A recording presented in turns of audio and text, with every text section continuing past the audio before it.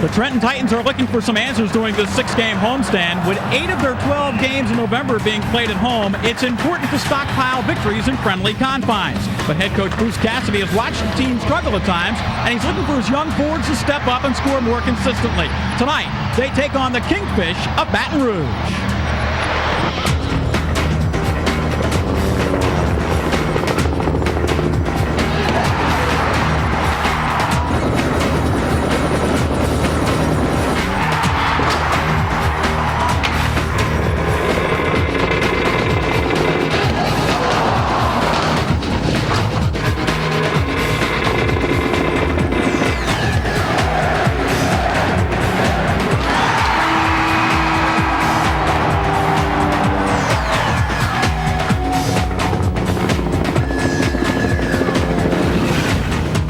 From the Sovereign Bank Arena in Trenton, New Jersey, CN8 Sports presents Trenton Titans Hockey. Tonight, the Titans take on the Baton Rouge Kingfish.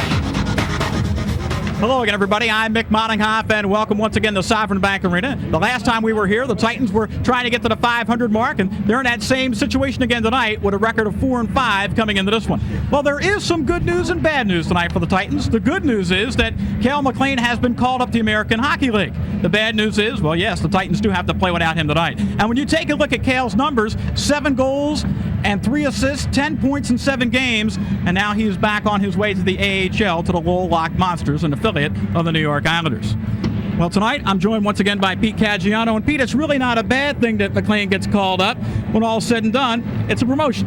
Actually, Mick, it's a win-win situation. Whenever a player gets called up to go to the American League, it's because he did a fine job at this level. And when that happens, it opens the door for other players to step up and showcase their talent. Tonight, we're going to see 2 of those players. Mark Murphy and Chris Masters are 2 players that are really hoping to take advantage of the situation. Both players have done an excellent job so far this year, and Mark Murphy scoring this goal right here actually predicted the goal last week. And when I spoke to him earlier tonight, he said he was going to do it again. Chris Masters, very good stick handler, very good around the net, leads the team with 4 goals.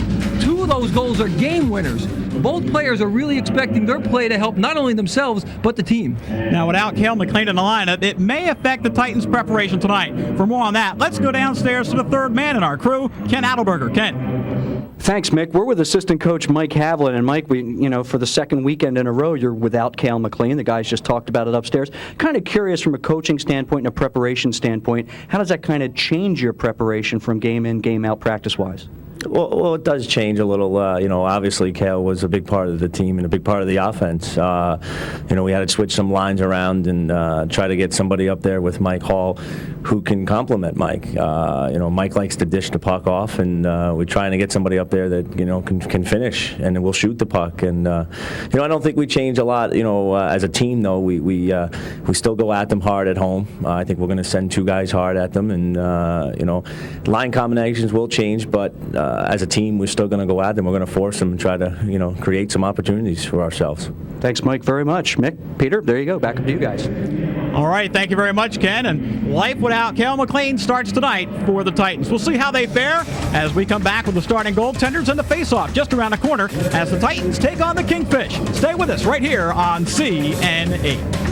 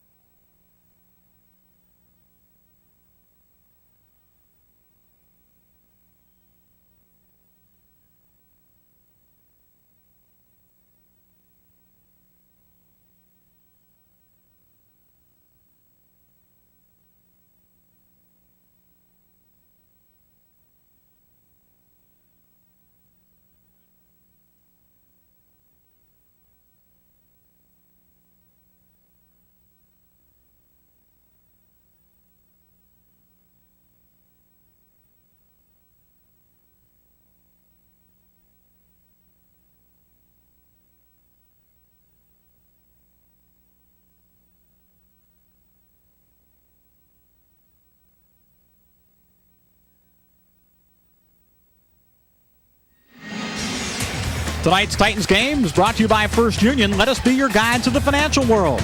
And by your local Tri-State Toyota dealer. Toyota, real values every day. And by U.S. Airways, the official airline of the Trenton Titans. It's time now to check out our St. Lawrence Rehabilitation starting goalies this evening as we come to you tonight from the Sovereign Bank Arena in Trenton, New Jersey.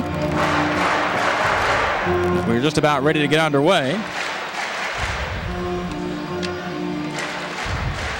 Let's take a look now at those starting goaltenders.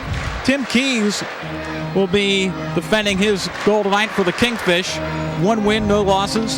He has a shootout loss this season, and his save percentage 86%. He'll go up against Steve Valaquette, who is 1-3 this year, has not been involved in a shutout yet, a 3.77 goals against average. And there are your St. Lawrence Rehabilitation official starting goaltenders.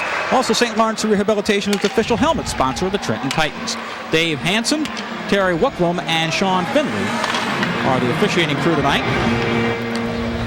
Mr. Hansen is the referee. We are set. Mike Hall in white against Dan Schemmerhorn in blue. And the face-off is controlled by the Kingfish. But here comes Fedotenko. Just across the line. Shot right over the top of the net.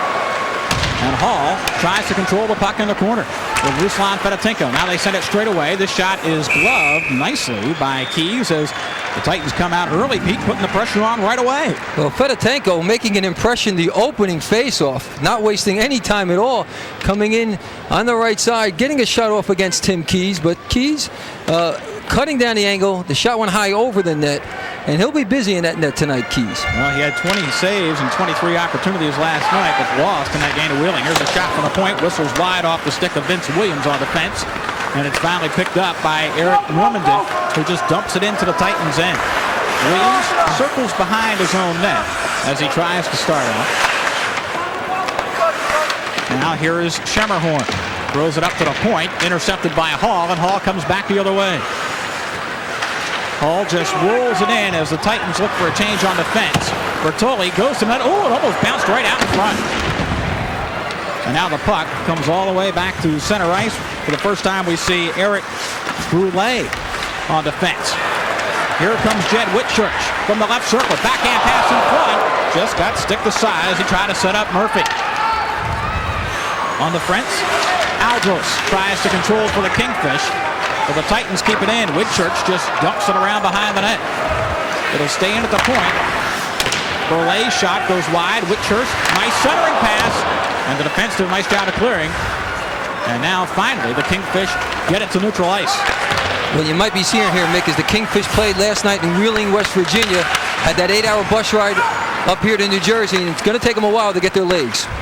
Well, their coaching staff said if they can play the first 10 minutes and keep the game even, then they can maybe rest and relax just a little bit. But the first 10 minutes will be treacherous for the Kingfish tonight. Here they corral the loose puck at center ice. Hamilton just knocks it into the zone. Sorosky couldn't keep it in. Now Hamilton will try it again from the red line. Hamilton broken up, and it comes back the other way. 1-on-1 quickly if they can hurry. Mike Mader across the line. Backhander goes wide. First time Mader has had a shift in a long time. He's been out with a back injury. Centers a pass here for Belanger, who picks up the loose puck. Trying to set a man up in the slot. Here comes Masters. A shot went right through the crease and nobody there to redirect it. And the Kingfish come back. Miller, all by himself, just dumps it in behind the net as the Kingfish look for a line change, and they get one. Mick, this has to be about the best 2.5 minutes I've seen the Titans play all year. Here comes Masters from the faceoff circle, leaves a pass, and a backhand shot is sticked away nicely by Keys. Belanger almost had a pretty good scoring opportunity, but we have a fight right here at the blue line. Masters mixing it up a little bit with Keith Bland from Paramus, New Jersey. Masters hits the ice. Bland scored a KO right there. And speaking with Mike Haviland a little earlier today, the assistant coach of the Trenton Titans, he knew of Bland's reputation as being a tough guy. And you saw it demonstrated right there with his few connecting right hands, put the Titan player down, and he's being administered to right now by the trainer. Coach Bruce Cassidy, in his first year, 34-year-old coach, surveys the situation, and I'd have to call it a First period knockout for Keith Bland. And you just hope that, nobody seriously gets hurt in a fight. Usually in hockey fights, nobody ever does. Well, they're not moving him. He's pretty much motionless there, and they're working in the neck area and around the head area. I'm not sure if it was a direct punch or maybe when he went down. You can see his eyes right there. They're talking to him. I'm not sure he knows where he is. Well, you want to make sure that a player's in good alertness, consciousness, and able to get up. And right here, Chris Masters looks like he's okay. Just maybe got the wind knocked out of him when he fell down. That could be, but Mick. But a lot of things happen during fights. Here's a right that missed. Right there. Oh, that's his helmet got knocked off again. The chin strap hanging inches below the neck. It's not secure to the head. And during the fight, the helmet got dislodged. So when he lost his balance and fell backwards, the back of his head appeared to hit the ice right there. And that's why he was dazed. So Chris Masters will go to the back of the bench, and it looks like Chris Masters will go directly to the dressing room to get checked out further. Well, we've had a couple good shots on goal and a couple good saves early on. So far, Tim Keys has stood the test. Well, this is a great play by Keys because he forces the guy wide. He only had an opportunity to center the puck, but the defense helped out. Here we're going to take a look at Masters coming down the right side. Tries to drop the pass. Doesn't quite get all of it. Again, Keys makes the save on Bollinger's shot. So Tim Keys standing tall. And we have a Trojan Energy power play for the Titans. Unfortunately, the penalty time clock is inoperative tonight, so we'll have to let you know verbally how much time is left in the man advantage. Mando, part of the power play unit, is out there with Murphy, and also Fedotenko. Shot, whistles way wide. At the point, Burley keeps it in. Crosses, drive, knocked down in front. And it comes all the way back to neutral ice. Brule seeing a lot of time on the power play, and he will for the Titans tonight.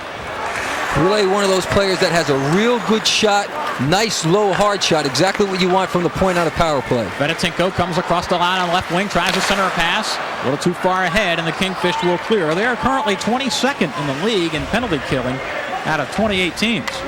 So the Titans may be able to make a little hay as Brule starts out. Well, I can tell you, Mick, they spend a lot of time defending the power play. For Keith Bland, the 7 minutes he tacks on puts him up to 67 minutes in penalties, and they have two other players, one with 63 and one with 70. Loose puck at center ice. Sturgis had it roll off his stick. It's picked up by Bertoli. Try to drop it back to the line for Williams, and it comes out of the zone. 30 seconds left in this Trojan Energy power play for the Titans, and Sturgis clears the zone. So the Titans have maybe one more good rush coming up. Pass too far ahead of Bertoli. Keys will leave it on the goal line. Now just backhands it to the corner. Sturgis picks it up and he clears. Vince Williams goes back in his own zone. 10 seconds left in the man advantage. Williams comes across the line, broken up. It rolls off the stick and it's sent back to center. And Rolak will come out of the box. The penalty is over. Each team at full strength. Nice job by the Kingfish, allowing the Titans only one good scoring opportunity throughout the whole 2 minutes. Coming to center ice in a hurry are the Kingfish. Try to set up Normandin. Normandin checks his man behind the Titans net. Now Normandin tries to dig it out in the corner. Hogan will pick it up, and Matt Hogan clears the zone. Gets the puck ahead to Murphy. Murphy broken up as he got to the blue line, and Cam White just dumps it in. Hogan gives chase. Shammerhorn wants to clear the zone, and the puck went into the bench. And the faceoff should come outside the zone. Again, we see some of the style. Luke Curtin not real happy with the way Nickett Anderson took him out of the play. Bruce Cassidy. Well, he's had it. Players coming and going. You see Bellinger, Fedotenko, and Burley have all come on up to the Titans.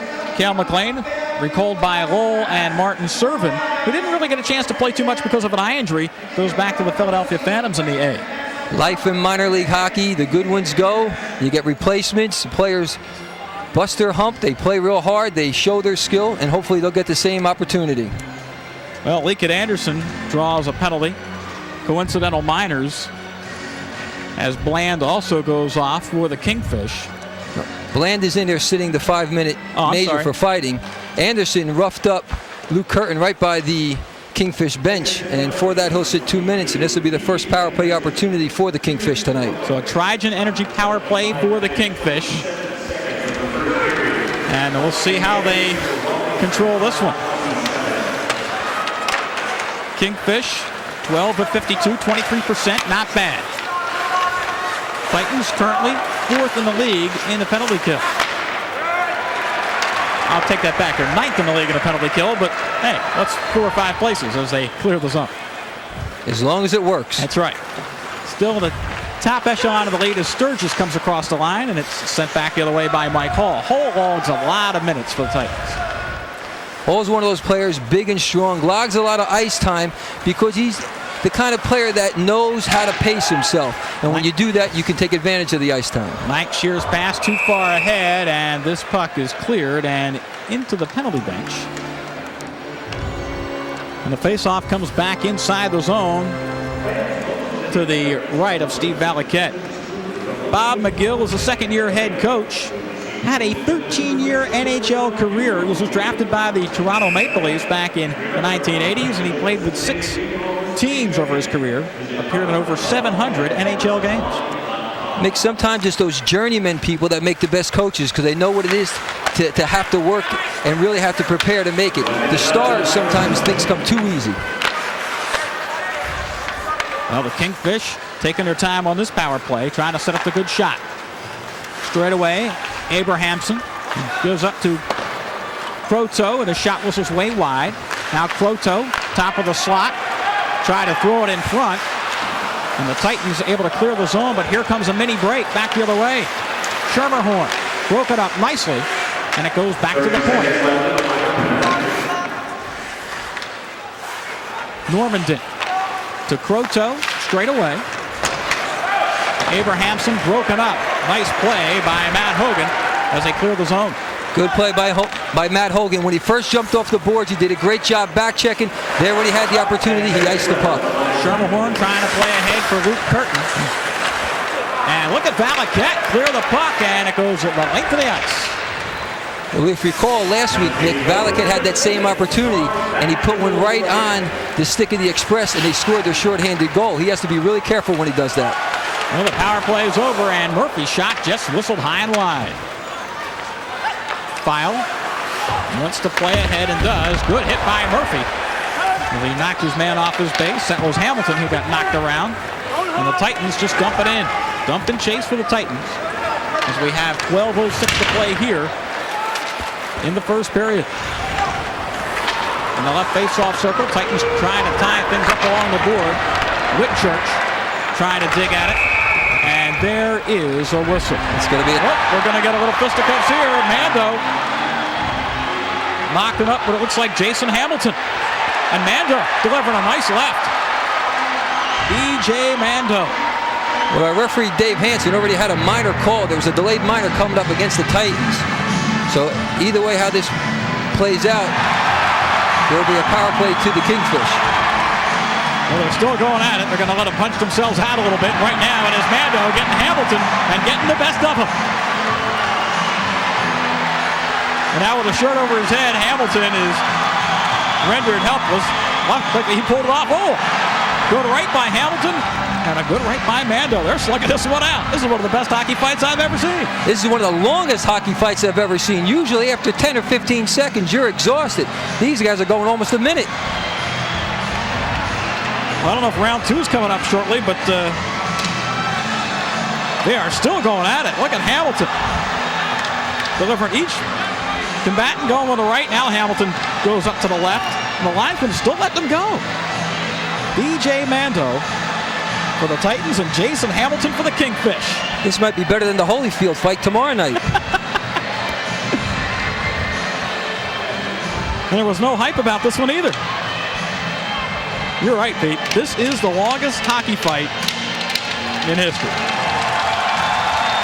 E.J. Mando, the Titans. He'll go off, and we'll take a timeout too. Got to rest after that one. No score here in the first period with 11:53 to play. Stay with us on CN8.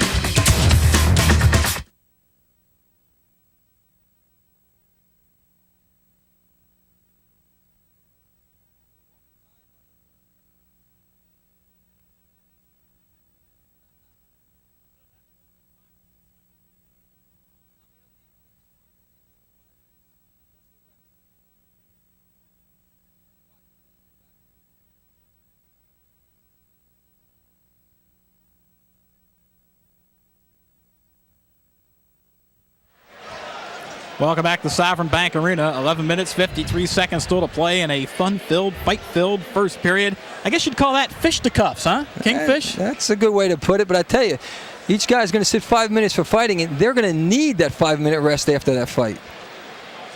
Well, Pete, I think you're absolutely right. We saw the hand go up from Dave Hansen, our official. As you see, Bland still serving off 5, and now Jason Hamilton, who does not have the jersey, will get the 5-minute rest as well. I believe the minor's going to be to Murphy. Murphy sitting in the box along with Mando. So that means it'll be a Trigen Energy power play for the Kingfish. And just after the Titans have killed off one power play advantage against, they will have to come back with a penalty kill unit and do it again. Mick, you mentioned Bob McGill was worried about the first 10 minutes if his players would have the legs. We're about 8.5, almost 9 minutes into the first period, and it seems like they found their legs. But still, Coach Cassidy has to be pleased that his team has had a pretty decided advantage in shots on goal. For a good portion of the first period, the ice was almost tilted the way they were peppering Ryan with shots. But I don't think he's happy with the rough stuff going on, because it seems that this is a game plan of the Kingfish to physically try to intimidate the Titans. Whitchurch wins the draw from Schermerhorn. So Kingfish 0 for 1 on the power play, and they do not have a shot through that first 2 minutes.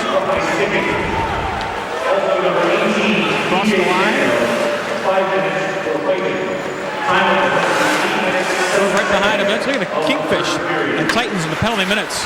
Quite a disparity. Titans already with 16 to 10. And we still have 11:24 to go here in this first period. Luke Curtin out there, throws it behind the net for Normandy. Normandy run off by Fedotenko.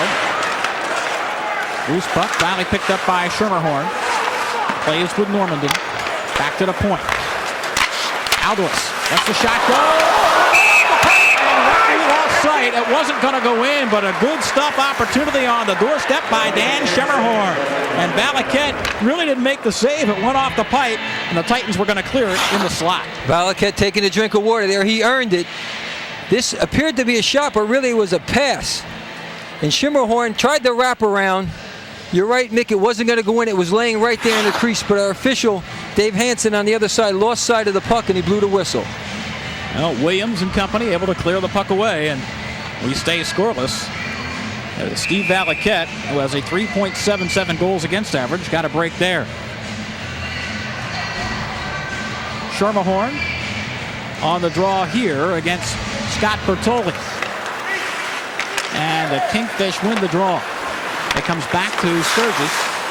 Now, Luke Curtin throws it to the corner. Power play continues. 1 minute left on this Trigen Energy power play. And the Titans looking for a shorthanded break as the puck comes out of the zone.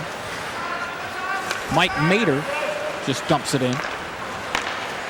Back the other way, Normandy plays through. Rink-wide pass a little too far ahead of Schermerhorn. Valaket will get there first and wrap it around. Now Normandy holds up at the right circle. Takes his time, gives back to Curtin. Curtin looks for a man to circle in front. Goes behind the goal line, now back to Curtin. 30 seconds left on the advantage. Centering pass, shot, Valaket, big glove save on Normandy. Eric Normandy on the doorstep, Valaket is equal. A lot of patience shown right there by the Kingfish, not rushing the shot. They were working to try to get that shot from the slot, exactly what they wanted, and Valaket came up big.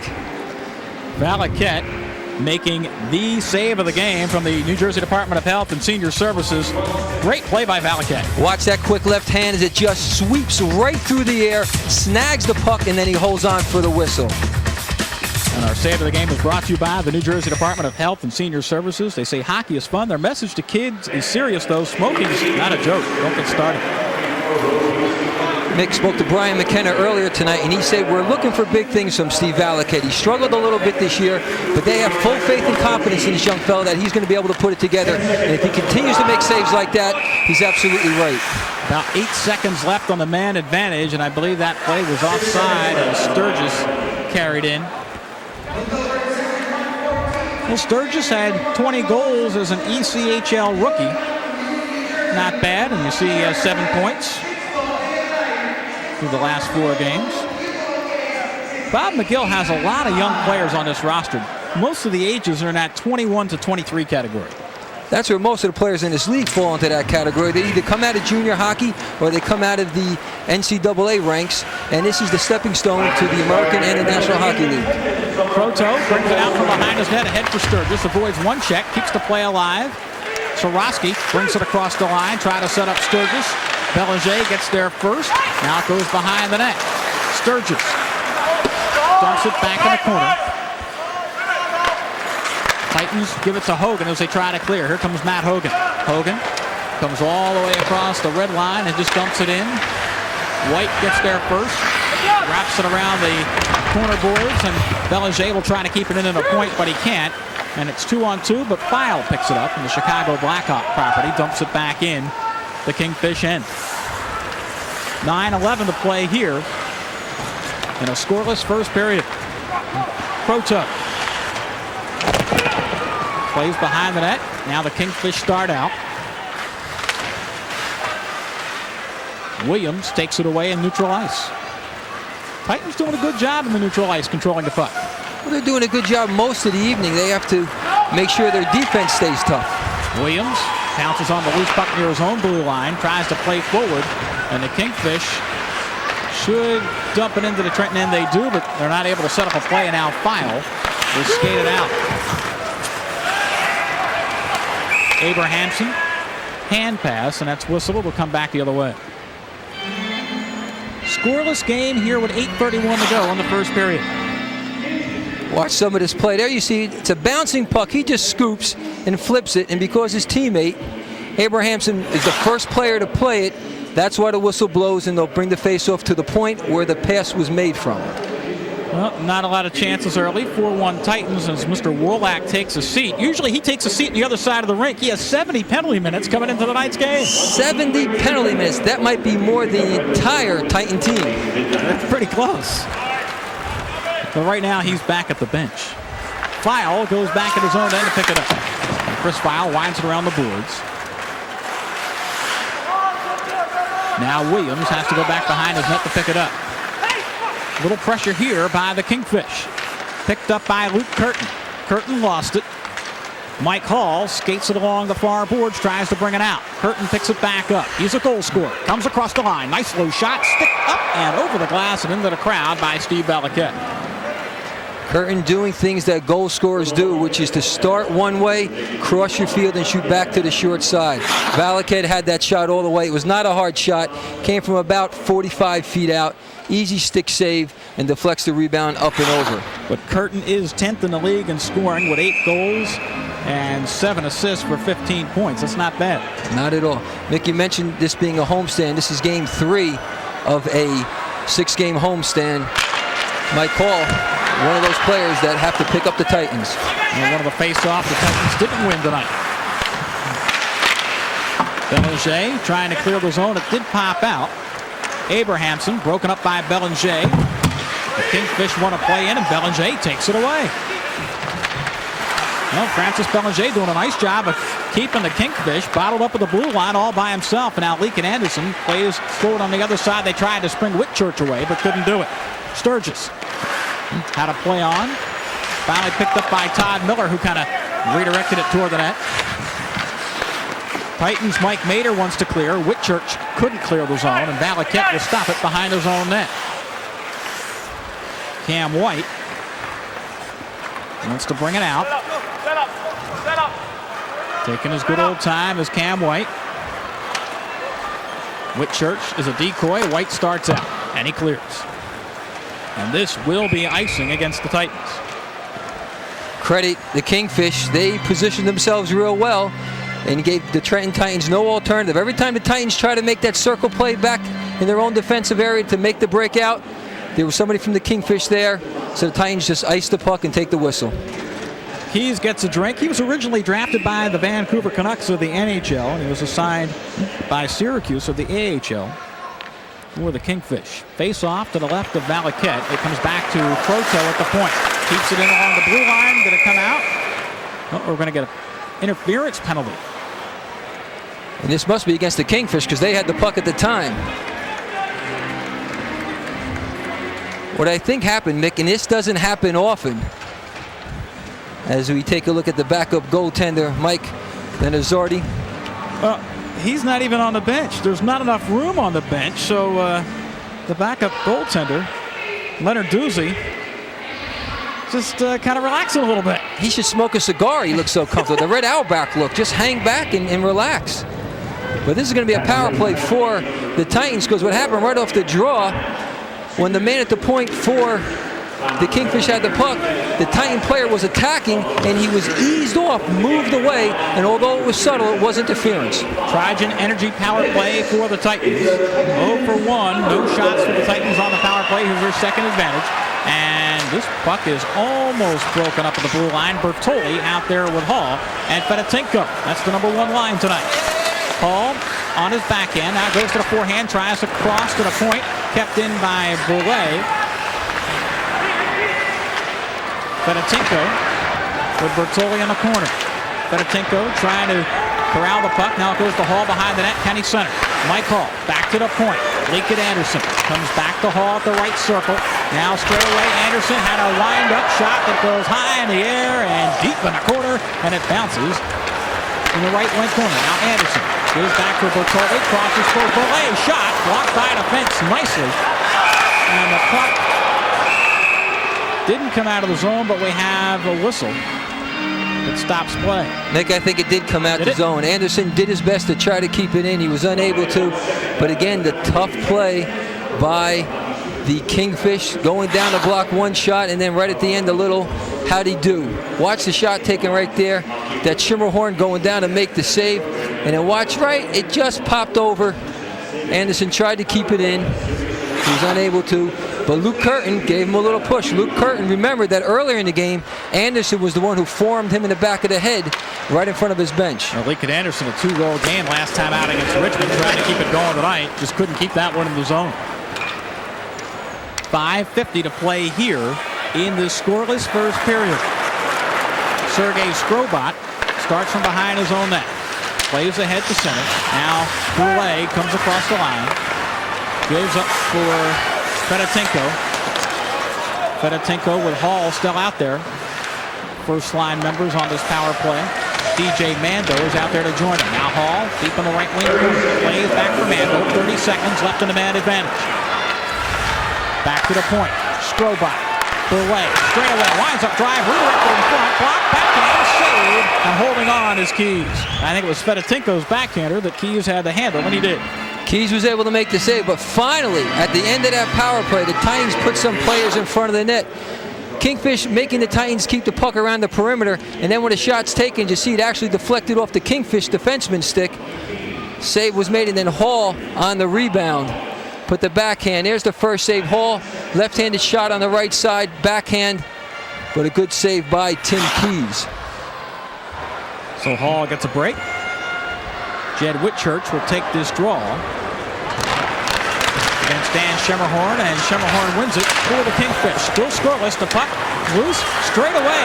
Back to the point, shot, kicked out by Keys. Murphy tries to roll it in front. Oh, the shot just went wide off the stick of Mike Mader. Mader had a good opportunity there, about 8 feet out, just put it wide. Berlin to Skrobot. Skrobot's drive in front, knocked down, score! Yes! There was a scramble in front, and sometimes when you get players in the goal crease, they'll wave it off, but that's not the case. Titans lead it 1-0. Dave Hansen's counting the goal, but I tell you, Tim Keys is not happy. There were a few bodies in front.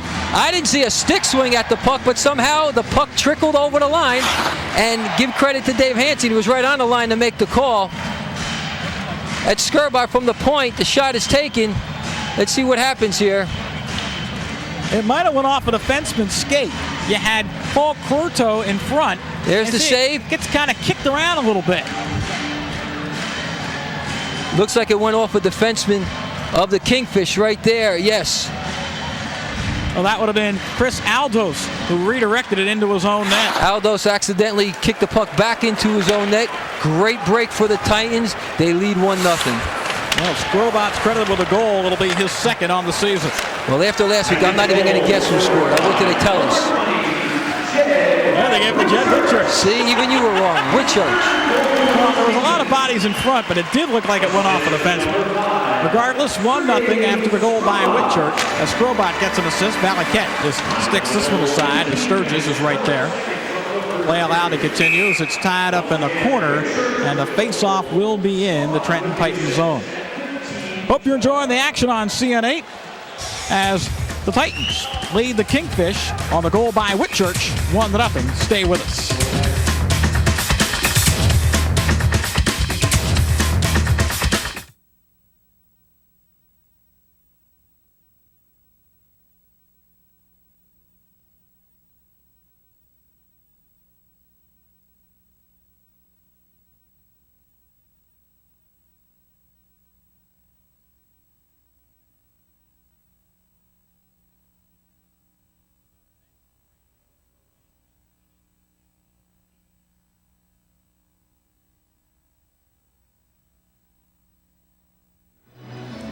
Well, officially, Jed Whitchurch gets his third of the season. It comes at 15-12, and the assist goes to Sergei Skrobot.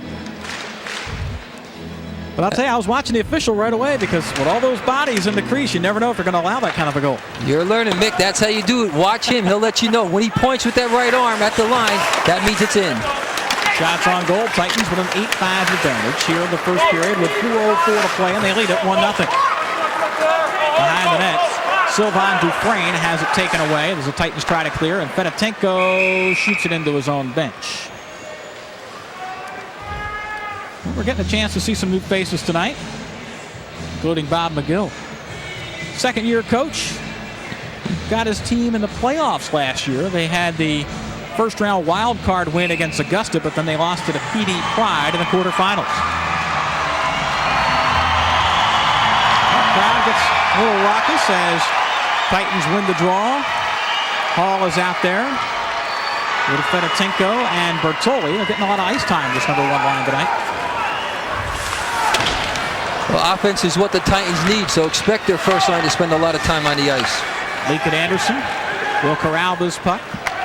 Sends it back for Hall, and now Cam White goes corner to corner, and he dumps it in. Bland wants to start out. Here come the Kingfish. Broken up at the line nicely, and Fedotenko comes back 2-on-1 with Mando if he hurries. Fedotenko takes it to the net for Mando in front, and a save is made by Tim Keys. Mando never really got a good shot away. Didn't get a good shot away. The pass was actually blocked. Good play by Tim Keys. It was almost slow developing. They didn't come out of center ice real quick. As they start right along the boards, they separate real nice.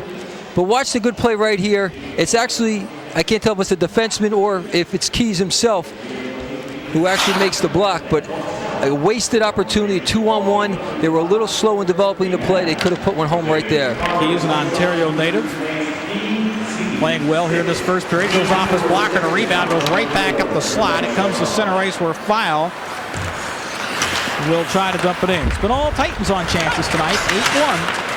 And I guess the legs are a little bit heavy tonight. Shot goes well wide off the stick of Curtin. And when the goal scorer doesn't even put it on net, you know he's got to be tired. Schermerhorn across the line, tries to set the winger, Normandin. Normandin avoids the check. Looks to center the puck. Wrap around attempt from Normandin, and right there to pounce on it is Steve Valaket. There's almost so much coffee a player can drink before the game to try to get his energy back. As we mentioned, they played last night in Wheeling, West Virginia, and lost in overtime. And at times they've looked good. Valaket has looked good many times tonight. That time stopping the wraparound attempt. Well, the Bolton, Ontario product was originally picked in the 8th round in '96 by the LA Kings. And if he keeps playing this way, he might be the next call-up. Well, he's a prototype big-time goaltender at 6'5", over 200 pounds. Kind of reminds you of a Ken Dryden. Stand up all the way, doesn't go down too much. Oh, there's a Scott to score. Nothing like Dryden there, and it is Curtin who pulls the trigger from the top left portion of the slot. Well, we mentioned he's the 10th leading scorer in the league, and he proves it. Bang, bang play, and that time Valaket did go down. But credit Servant with a great shot. This is what a goal scorer does. He doesn't hesitate. He moves the puck quickly, and as the pass comes from the side, one-times it, and just beats Valaket just beyond the outstretched left arm. Well, Curtin, nice job of scoring this goal here, and you can't let a trigger man all alone at the top of the slot. And he's in the perfect position, about 15 feet out, right where those hash marks are. That's the goal scorer's alley. That's his spot. Just ask Phil Esposito. And that's exactly what he did. Took the quick shot and beat him. Well, that puck goes off the back of the net, off the stick of Paul. We're a 1-1 late first period with 2:08 to play. It was a few weeks back we saw the Titans getting goals in the final 2 minutes or 1:30 of a period, and tonight it's the Kingfish who come back late to tie it up. Brule wants to play forward for Fedotenko. Fedotenko on his forehand across the line, shot, and a nice save by Tim Keys.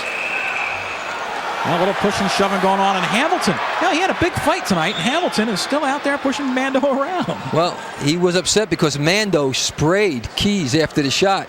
Mando very easily could have veered to the side. Instead, he had an opportunity, and some players will try to take advantage of this. Gave a little snow right in Tim Keys' face, and because of that, the other Kingfish players will stand up. I'll tell you what, still something brewing out there with Mando and Hamilton. They haven't had enough of each other after that about 6-minute fight they had early here in the first period. Well, Mick, you're looking at a team that has a tremendous amount of penalty minutes. I don't think we're done in the least with fights tonight. Hall on the draw here against Schermerhorn. Those two have taken most of the draws tonight. Almost even on the face-off tonight. But because both players came in, they're going to throw both centers out, and there's 2 replacements in there right now. Fedotenko will take it against Normandin. Top lines out there for each team. Brule at the point. Crossing pass to no one. It's picked up by Curtin, who throws it back to center ice. 1:38 to play here in this first period. We are tied at 1, and now we have a whistle and a delayed penalty. Holding is the call, and it's going to be against the Titans. Wow, that's not a call you see made that often because there was very little consequence. Yeah, he did. Mando did wrap his arm around the Kingfish player, but another Kingfish player picked up the puck and controlled it and took it out of the zone, and there was no consequence because of the hold. So very seldom is that type of hold called, but it wasn't that time. And we're a minute and a half remaining here in the first period, and the Kingfish will have another power play. This is just not one that you see often. He grabbed him right there, but there was no consequence to the hold as another Kingfish player was able to get that puck out of the zone. Regardless, this one will carry over a little bit into the second period. Well, the Titans are hoping it carries over. Only 2 shots and 2 power play opportunities for the Kingfish, but we are tied at 1. Aldos goes back in his own zone. 1:13 to go. Curtin plays rink wide.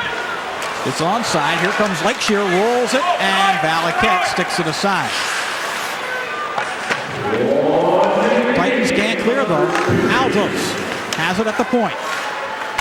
Takes a big drive, redirected in front. Rebound still loose. Valaket stopped one, but not the second. Valaket made a great save on that rebound.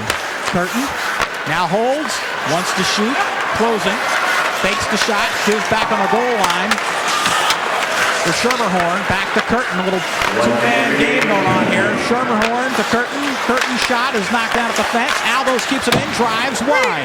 Goes right in front on a rebound. Finally picked up by Mike Hall, but 24 seconds ago, and the Titans can't clear. Brule knocks his man off. And will Hall get there and clear? Yes, finally he will. Smart play by Hall before, grabbing that puck in the air and throwing it down to get it out of harm's way. Still 10 seconds to play here in this first period. Curtin trying to keep it in. Aldos to Curtin. Curtin on his backhand, back to the point for the one-time shot. It goes wide, and there is a whistle to stop play as End of the horn period. didn't even sound.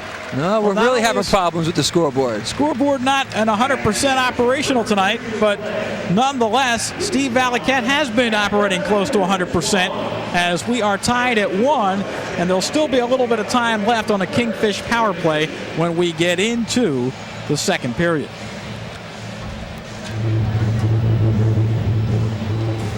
Well, very shortly we'll have the Powerade visiting coach interview as Valiquette will go to the locker room in this 1-1 game. Valiquette did a fine job. There was beat on a one-timer.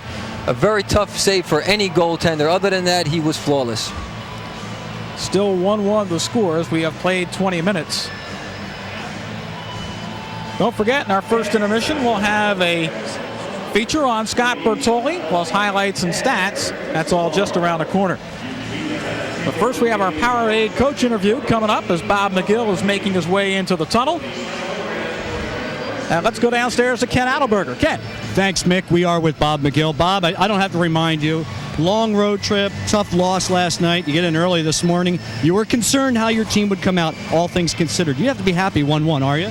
Well, no question. I think anytime you come out on the road and are tied 1-1 after the first period, no matter what the situation, I think that, you're going to be happy with it. And I think that, getting here at 5:30 this morning was a little tough on the guys, but, the old saying is mind over matter. If you don't mind, it doesn't matter. And I'm going to be happy with 1-1 right now, no question. And so it goes in the ECHL. Thanks very much, Coach. Mick, back upstairs to you. All right, thanks very much, Ken. There's your Powerade coach interview, the official drink of the Trenton Titans. We are 1-1 at the end of the first period. Hope you enjoy the action tonight on CN8. Stay with us. Feature on Bertoli coming up.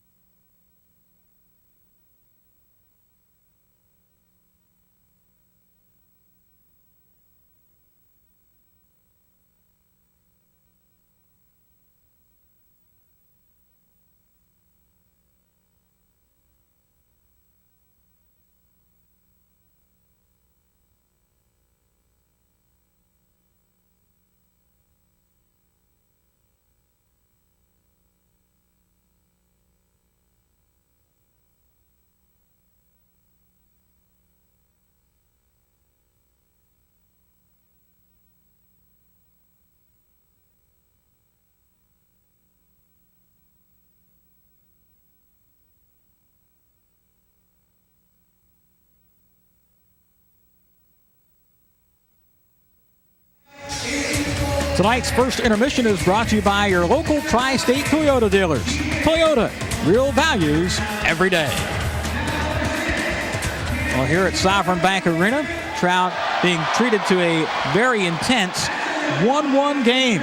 Hope you're enjoying it at home tonight on CN8.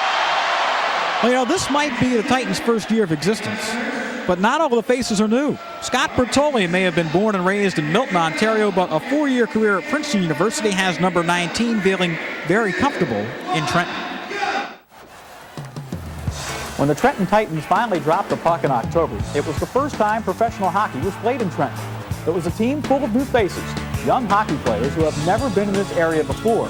But for one member of the Titans, it was like coming home. I think Princeton is, it's almost like a second home to me. I played here for 4 years. I've got great friends here.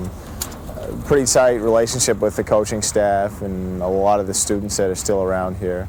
Obviously, I'm comfortable with the area. I was a student here for 4 years. Scott Bertoli had a productive 4-year career at Princeton University. He was among the leading scorers on the team all 4 years. And last season, the Tigers had one of its most successful campaigns ever. Bertoli was a leader on the team that was ranked as high as 6th in the nation and won the Ivy League crown for the first time since 1953. Scott Bertoli was a terrific player here for all 4 years. When he came in, he was highly recruited off the Milton Merchants in the Ontario Junior Hockey League.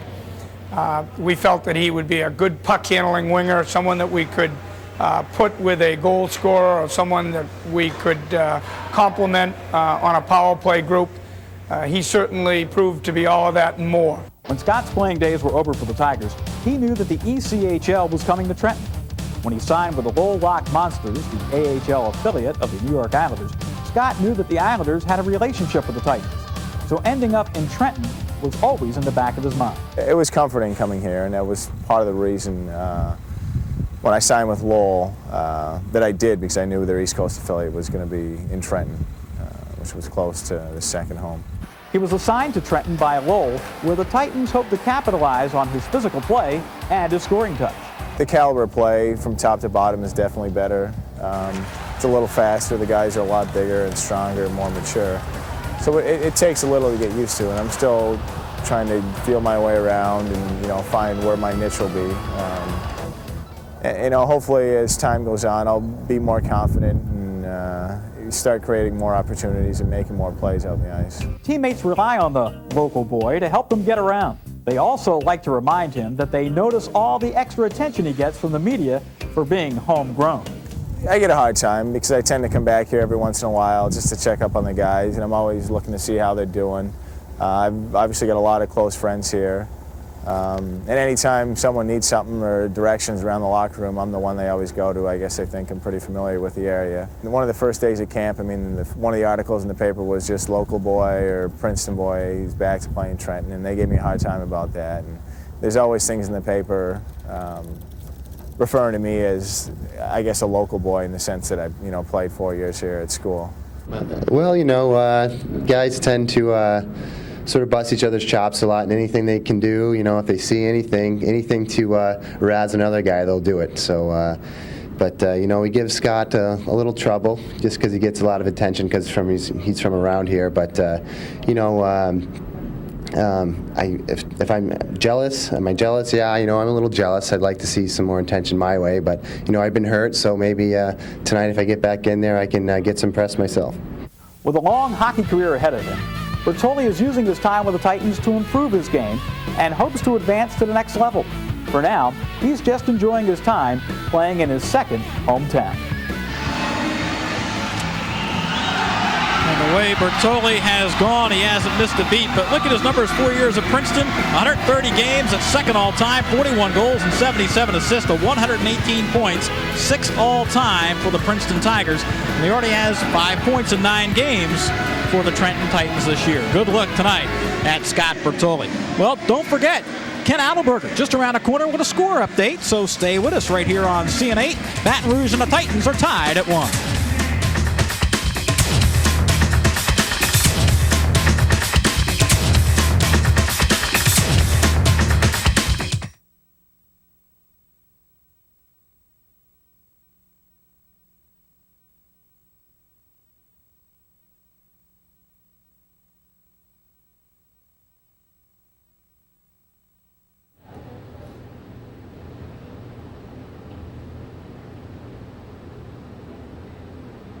Okay.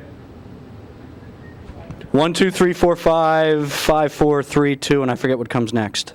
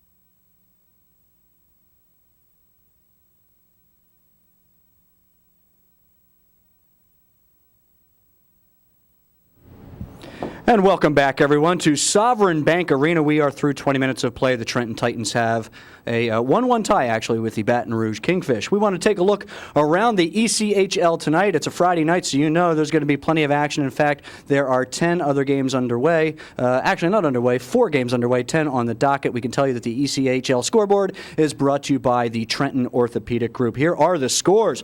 How about the Stingrays and Tallahassee? All the Stingrays' victories have come on the road. Well, that's where they are tonight, though. It is the Tiger Sharks, who have lost 4 straight with the 1-0 lead. Hampton and Richmond, they are scoreless. They are in the first period there. They are the 2 top teams in the Northeast Division. Elsewhere, Toledo and Huntington also scoreless. They are through 1 period of play. Ooh, that's the Storm against the Blizzard. That sounds kind of scary, huh? Augusta, the Lynx. Ooh, wow, they've given up a 3 spot to Jacksonville thus far. They are in the 2nd period of play. The Lynx were shut out last night by Florida.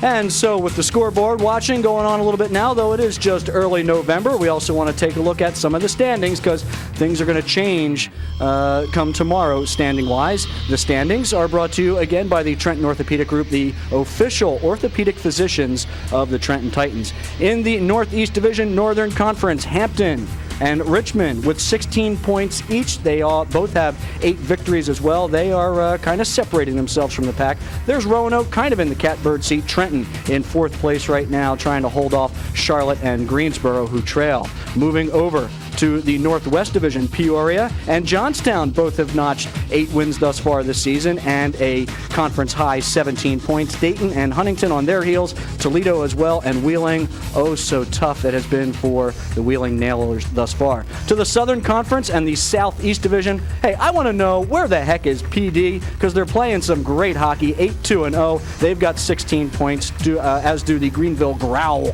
who will be here tomorrow night at the Sovereign Bank Arena. Right on their heels, South Carolina and Florida doing battle for 3rd and 4th. Augusta, Tallahassee, and Jacksonville bringing up the bottom of the Southeast Division. To the Southwest we go in the Southern Conference. The Mystics, they have 8 wins and 17 points, so they are tied for the most points in the ECHL. Birmingham, Baton Rouge, the Kingfish, the opponents here tonight. They are in 2nd place in that division. Louisiana right behind them. Pensacola, Mississippi, New Orleans, Arkansas, and Jackson. That is a look at the ECHL standings to date. Meanwhile, here at the Sovereign Bank Arena, we are through 1 period of play. 1-1, the Titans and the Kingfish. When we return, Peter and Mick will have first period highlights and analysis. Stay with us right here. You're watching Titans hockey on CN8.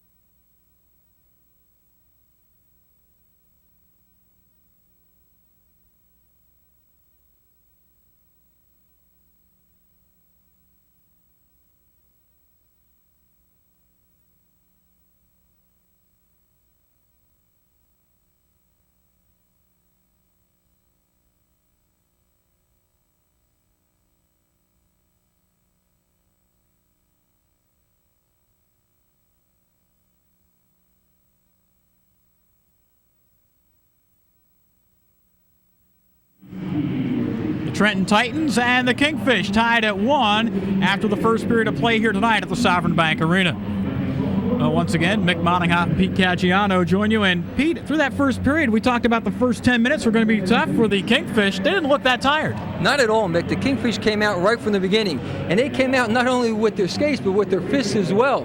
An action-packed first period in which both teams played very spirited hockey right from the beginning. Well, let's take a look at some of the highlights. And we talked about the Titans having to put the puck on net. They did that in the power play. They had some pretty good scoring opportunities in this first 20 minutes. Titans did a good job of working the puck around the perimeter, and then when the opportunity came, they crashed the net. A lot of players, 2 Titan players right there in front of the net. The backhand by Hall, good save by Tim. Well, Keys with a save there, but let's take a look at the first goal of the night. Jed Whitchurch, his third at 15-12. This is a scramble in front. Whitchurch gets credit for the goal, but as we mentioned earlier, it actually goes off the skate of a player in front of the net. Whitchurch will take it. But Luke Curtin answers with his 9th of the season. You can't leave a shooter open at the top of the slot. Oh, not at all. That is a goaltender's nightmare and a goal scorer's dream. To have the puck 15 feet out, one time it like that from the slot, that's exactly what you get paid to do. Now, take a look at those first period stats, and the shots are just about equal, but scoring chances favor the Titans, and I think that's because they're putting the puck on net. And once again, we said this is a pretty even first period. The faceoffs tell that story. Faceoffs are even. Giveaways are pretty close to being even. Even period all around, and our score is 1-1. Well, like we said, 1-1 game, and right now the Kingfish don't look that tired, but we'll see how well their legs hold up against the Titans in period number 2. It's just around the corner, so stay with us right here on CN8. Again, we are tied at 1 through the first 20 minutes here at Sovereign Bank Arena tonight.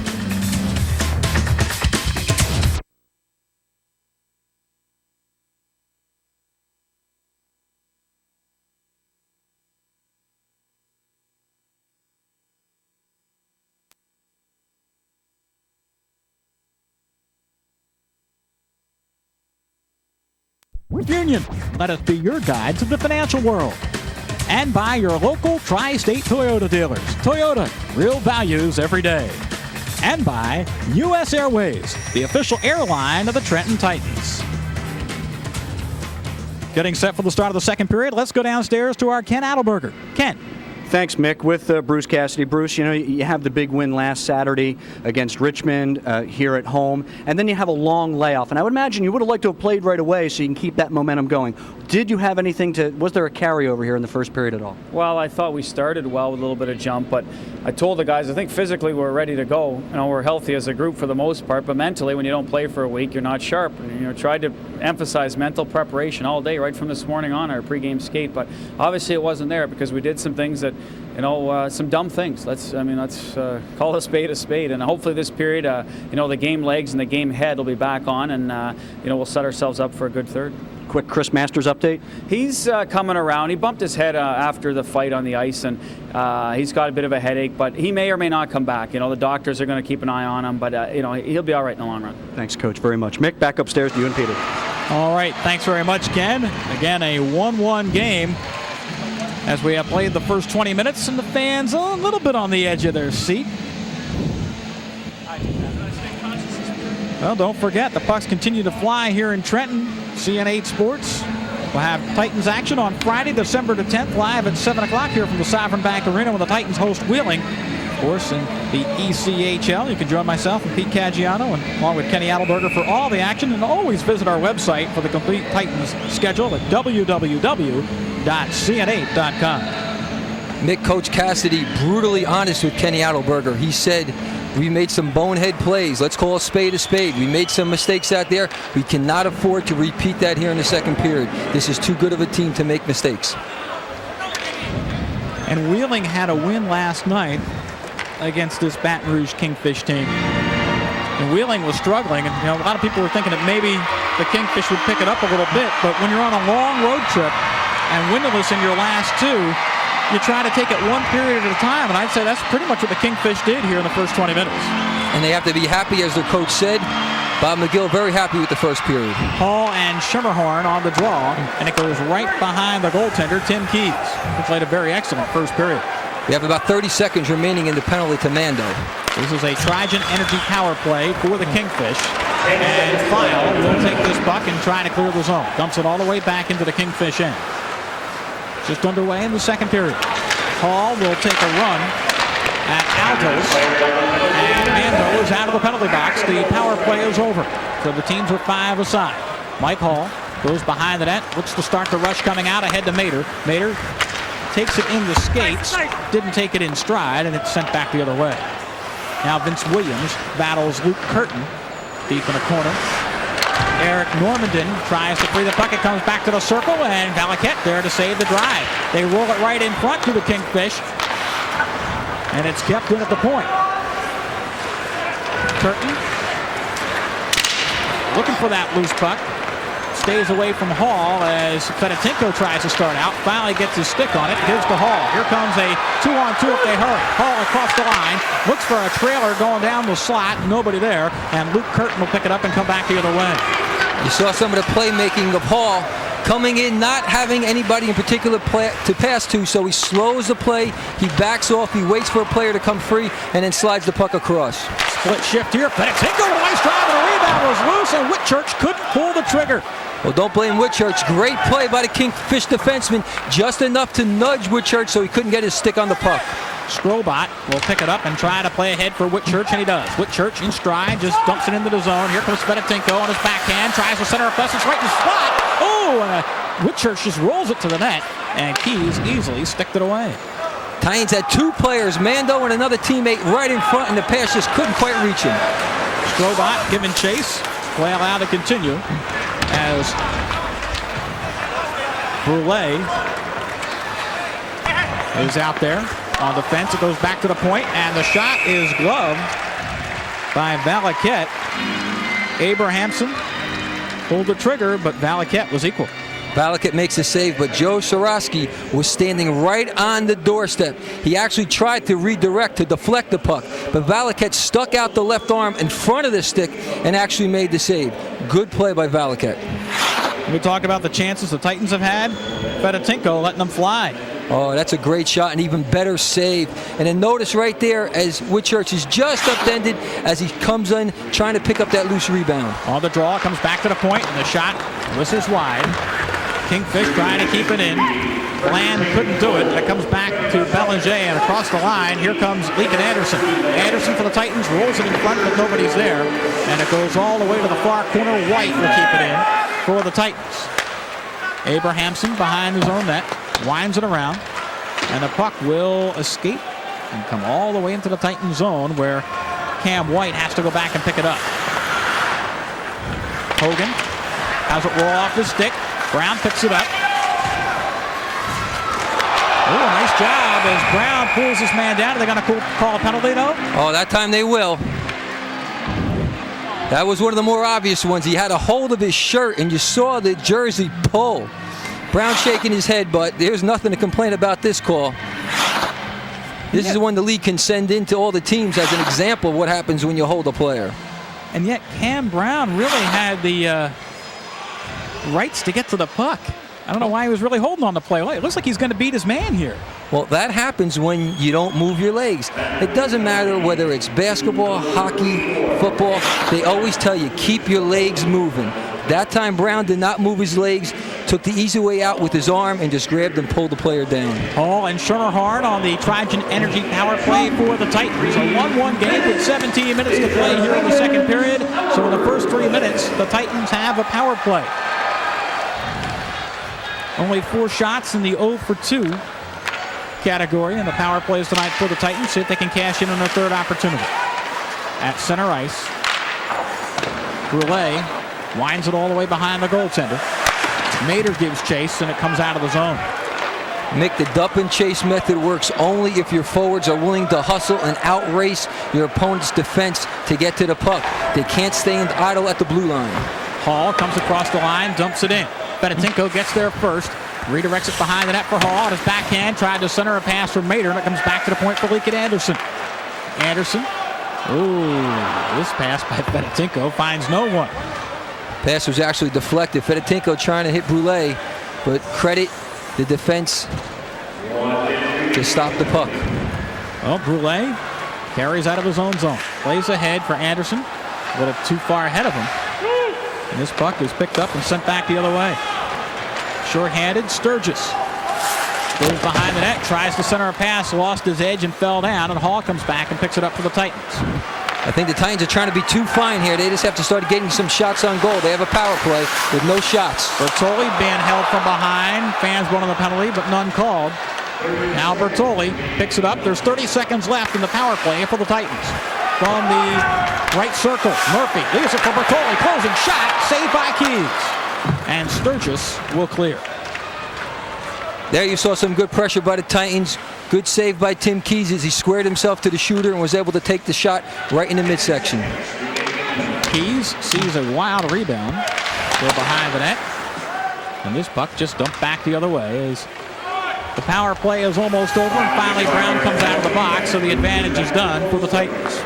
Each team back at full strength. Mando plays behind his own net as the Titans look to come out with Skrobot.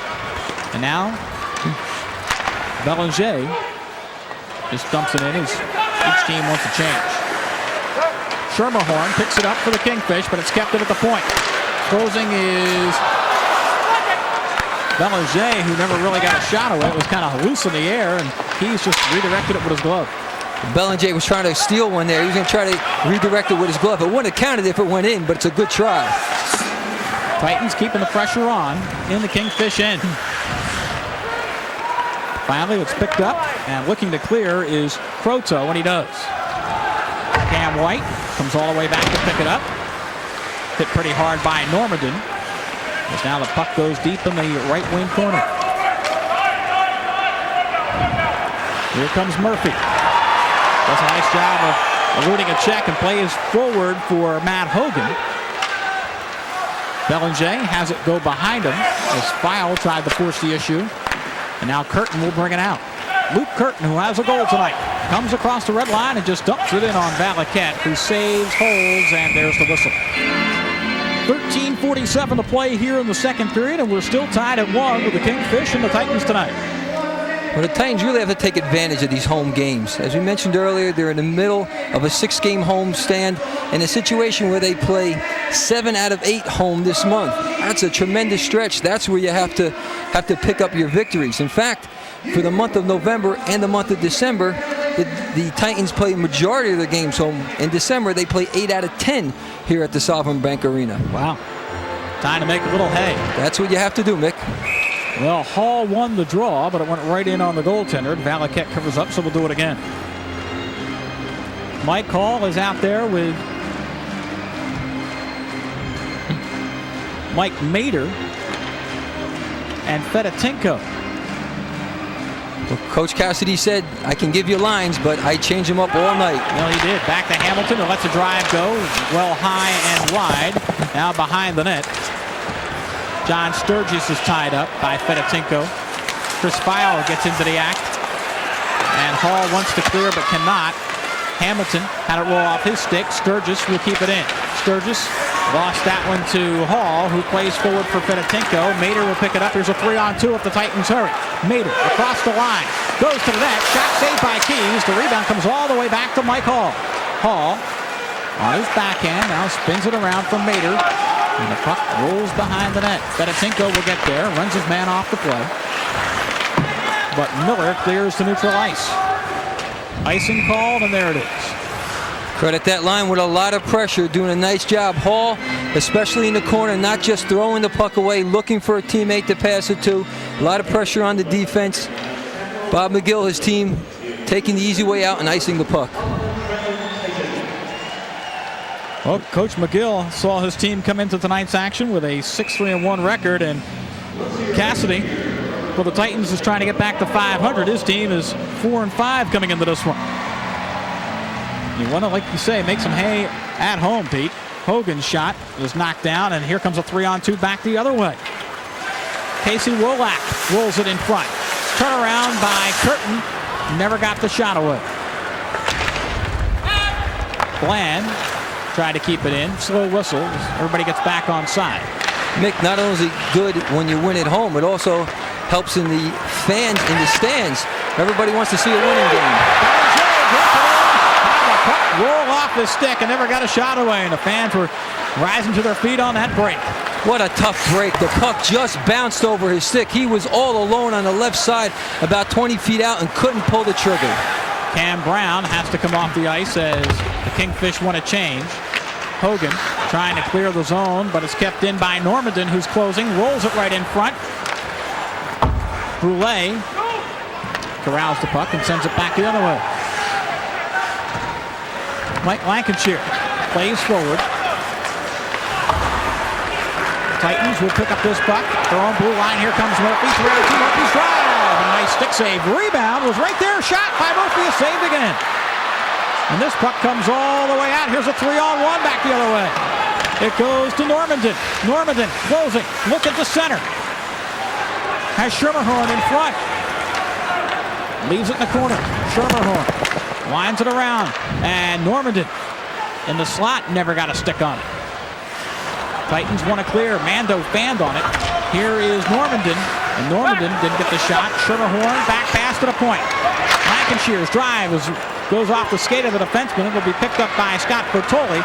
And now the Titans come back 3-on-3. Bertoli beats his man and rolls it in. That's when things get dangerous, Mick. You should have saw the shot from the point about 30 feet out. When it's redirected, that's when things happen. Normandin wants a change as he just dumps it in behind Valaket. 1-1 game, 10 minutes and 54 seconds to play here in the second period as Murphy comes to center ice and just dumps it in. Titans want a change on the fly. Proto to center ice, just rolls it in for Valaket, who wants to clear himself and can't. Good play by Todd Miller to keep it in. Now Miller lost it to Mike Hall behind the net, and here come the Titans. Hall trying to give up for Fedotenko, broken up, and it comes back the other way. Sturgis going to the corner, keeps the puck alive. Cam White for the Titans behind the net. Todd Miller throws it in front. Mike Hall, the only man there. Here comes a 2-on-1 if they hurry. Mader to Hall, across the line, drop pass, Lincoln Anderson shot, sticked in front, and holding on is Tim Keys. And the tempers start to flare. Well, Pete, a lot of action there. Time to sit back and take a little bit of a rest as the face-off is coming up. We have a 1-1 game. The Titans and the Kingfish with 10 minutes and 3 seconds to play here in this second period. Hope you're enjoying the action on CN8. We'll come back with more in just a moment as the Titans are keeping the pressure on here in period number 2.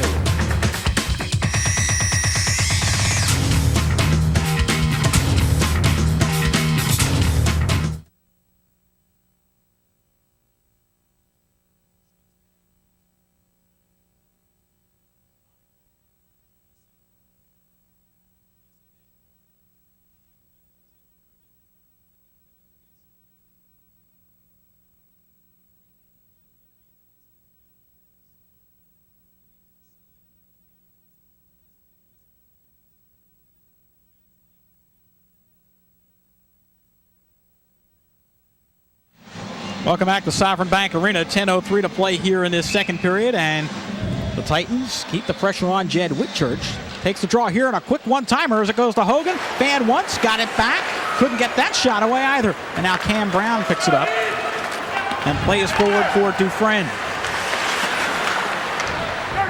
Odd man rushes tonight. The Titans 3-0 advantage against the Kingfish, and here comes Belanger across the line. He has this one teed up. Shot, glove save by Tim Keys, and he holds on.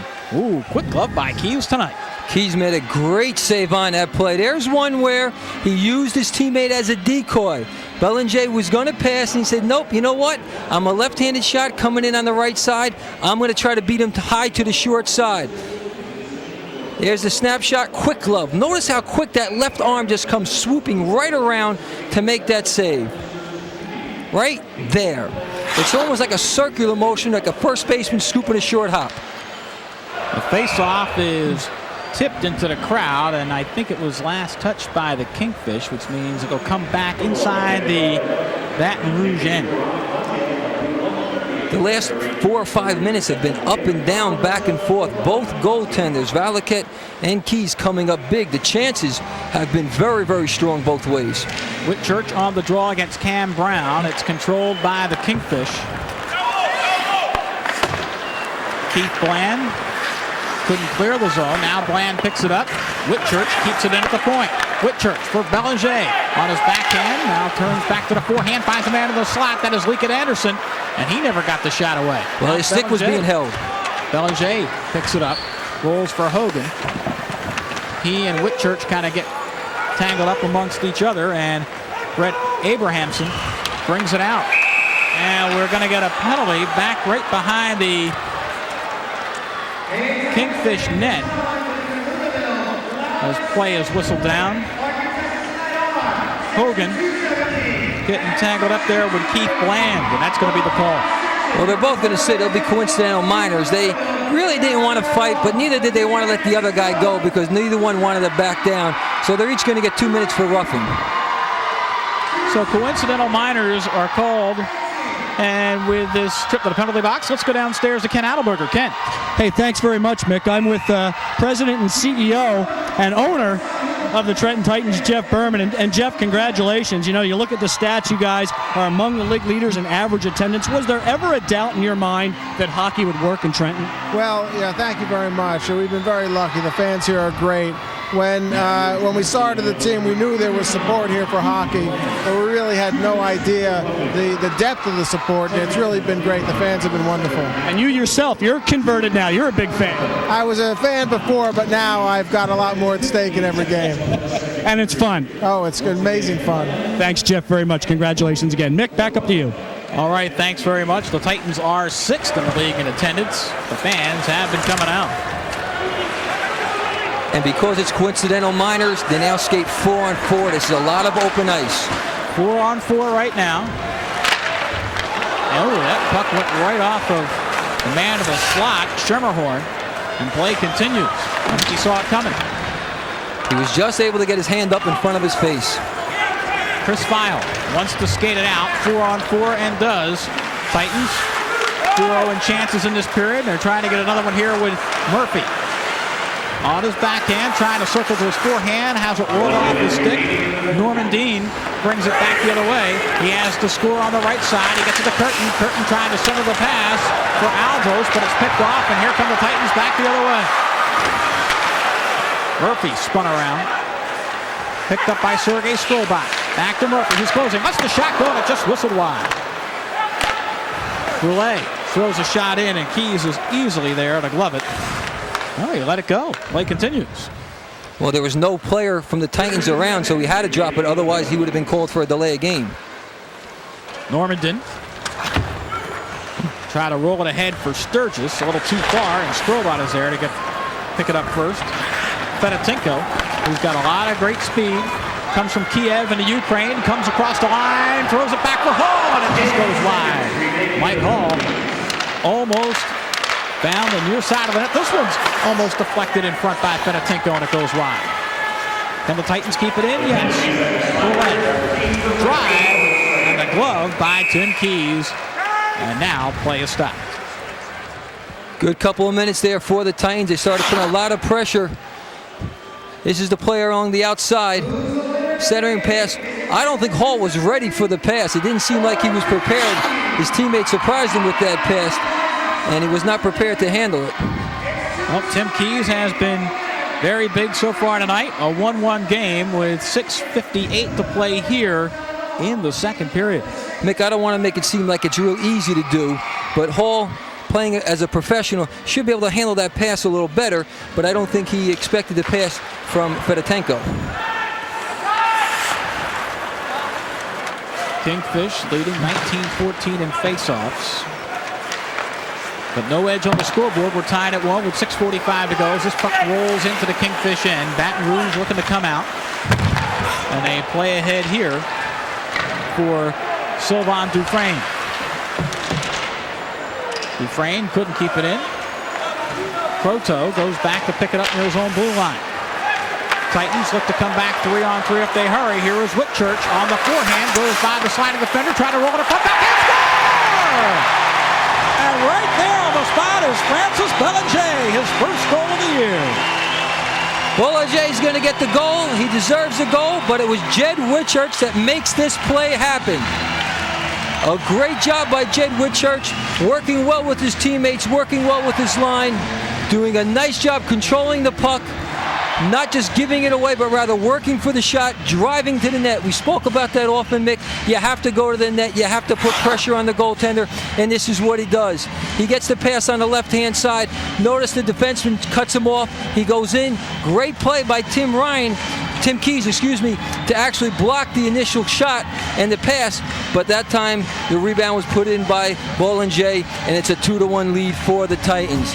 Nice move to step right around the diving defenseman, and there's the backhand as he roofs it up and over Tim Keys, and it's now 2-1 Titans, a big goal here in the second period. 13:41, the time of the goal. The Titans lead it. And across the line comes Hall. Tries to roll it in front for Fedotenko, who just got sticked near the eye, but no call. Sturgis brings it back across the line for the Kingfish. He's ripping off the play. And the Titans look to come out. Here is Mike Hall on the right wing. Backhand pass, blocked once by defense. And now the stuffer right under the pads, and a wise move by Tim Keys as he put the glove behind his leg, and it hit the glove and didn't go in. Nifty move by Hall as he came in. He didn't have anybody to pass to, and he said, you know what? I'm going to try the old bank play. I'm going to see if I can bank this off the back of his leg or his stick and put it in. He tried it, and notice real quick the left hand scooping around behind, and Keys holds on. I was looking for the red light to see if it came on because he had the best angle, the goal judge, directly behind the goaltender. But he never wavered, and the goal never went in. Keys coming up big on the play by Hall. Hall on this face-off with Miller, and Miller wins the draw. Kingfish want to clear, and finally they will. Sorosky gets it to center ice. Here comes Ruslan Fedotenko. Ridden off, Hall picks it up, and Mader's shot goes into the pads. Well, the Titans have kept the pressure on here as the second period winds down. We have 5:13 to play. Now look at the shots. 14-4 in the second period and 25-14 total for the Titans. And we still have 5 minutes remaining here in the second period. But I tell you what, the first period started out the same way with the Titans playing real well. And remember what the Kingfish did. They got real physical. They took a very physical game, including 2 fisticuffs. Don't be surprised if they do that again, because they know that might take the Titans out of the game and get them off their game. Normandin trying to work with Schermerhorn. The Titans will clear as it comes back to center ice. And now Vince Williams wants to start a play out. Schermerhorn at center ice, spun off by Bertoli, but Skrobot couldn't control. And now Abrahamson back in his own zone, gives it away to Bertoli, who just dumps it in. Giving chase in a hurry are the Titans, but they can't catch up to it. Normandin will bring it out. Williams tries to play ahead for Mando. Can't clear the zone as Curtin keeps it in. And now the puck comes over the blue line and out of play. 4:01 to play here in the second period. The Trenton Titans lead this game by a score of 2-1 over the Kingfish. Hope you're enjoying the action on CN8. We'll be back in just a moment.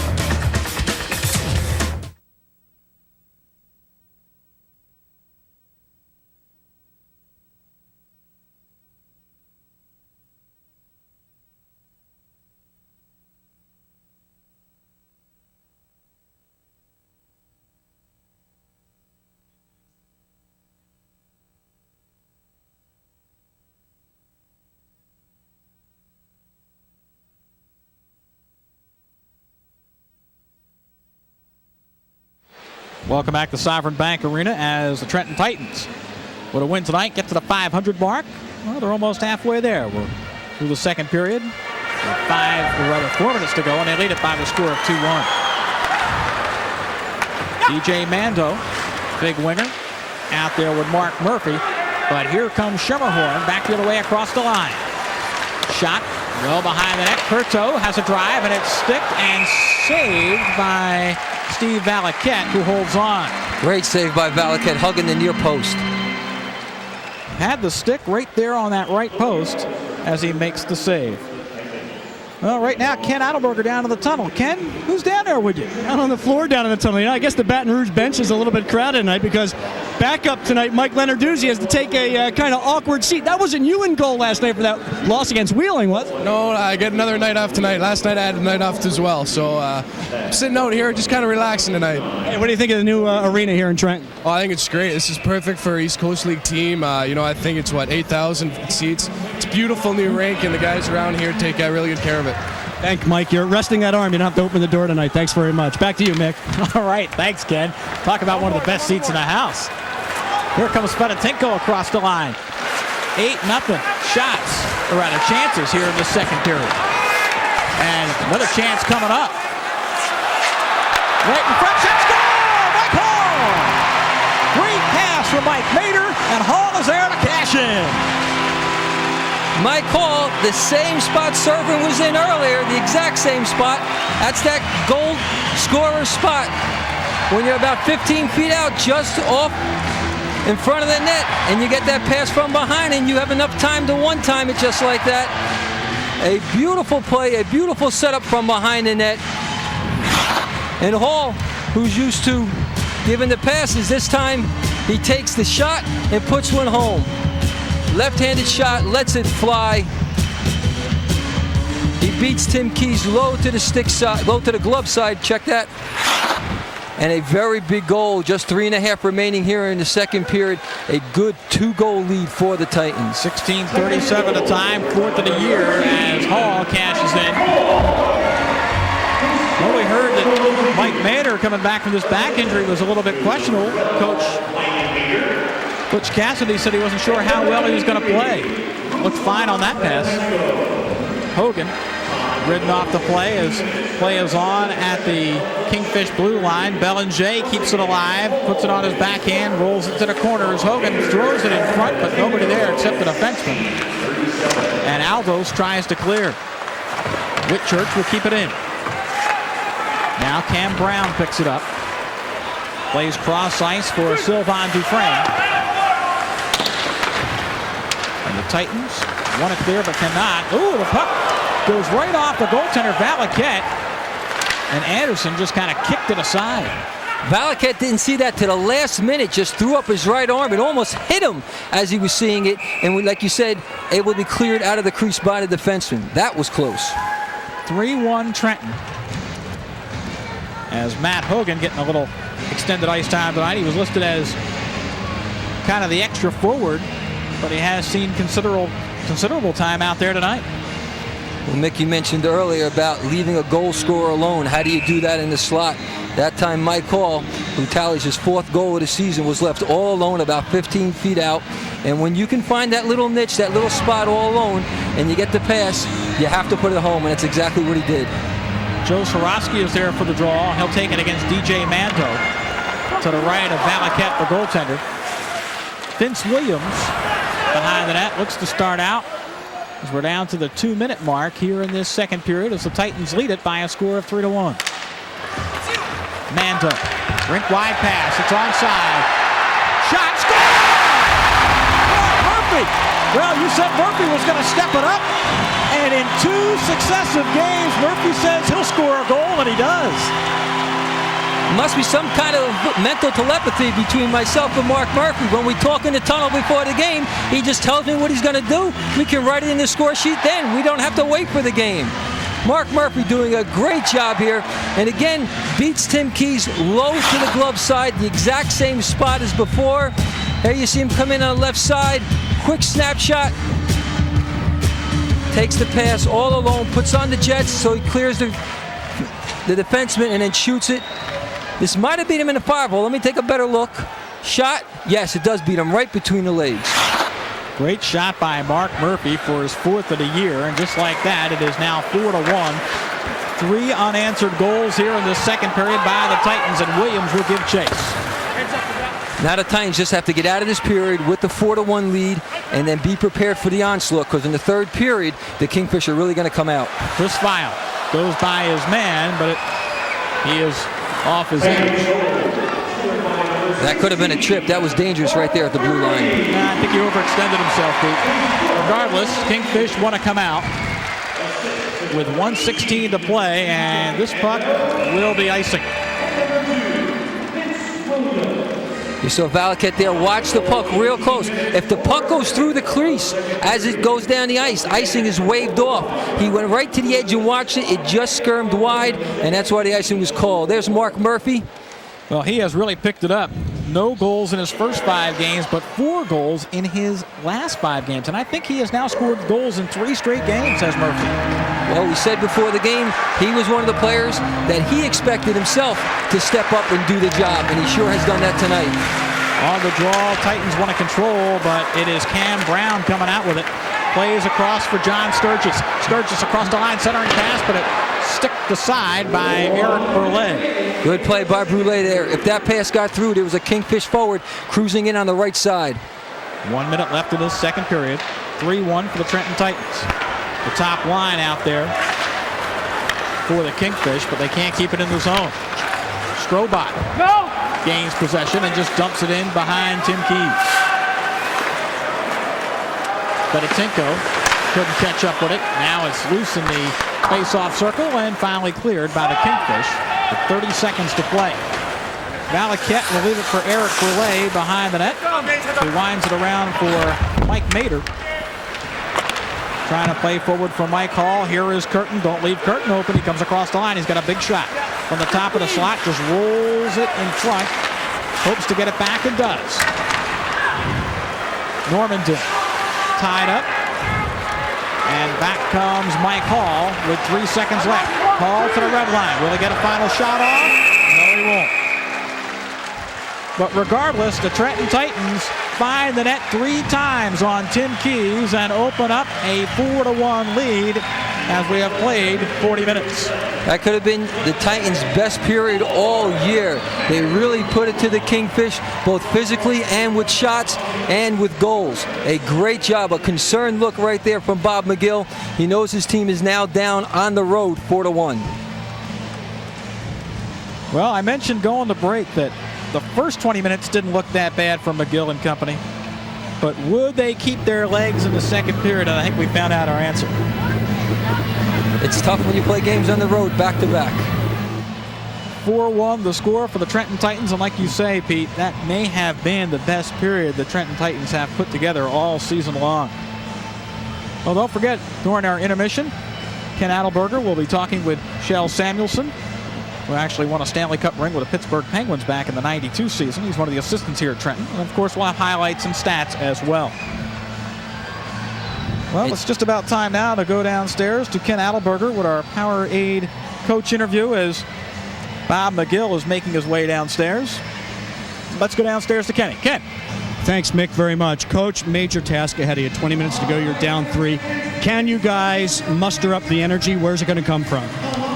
Well, I think obviously a lot of it has to come from within, and that period we made a lot of mental mistakes, and it's tough, it's unfortunate, but to be down by 3 is going to be a tough task. But we've come back twice this year, down going into the third period, so anything's possible. But it's going to be a tough road to hoe.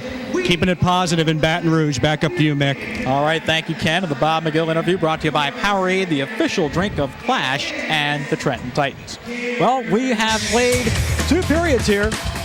4-1, the Trenton Titans lead the Kingfish. Hope you're enjoying the action tonight on CN8. Stay with us. We're coming back with an interview with Shell Samuelson in just a moment.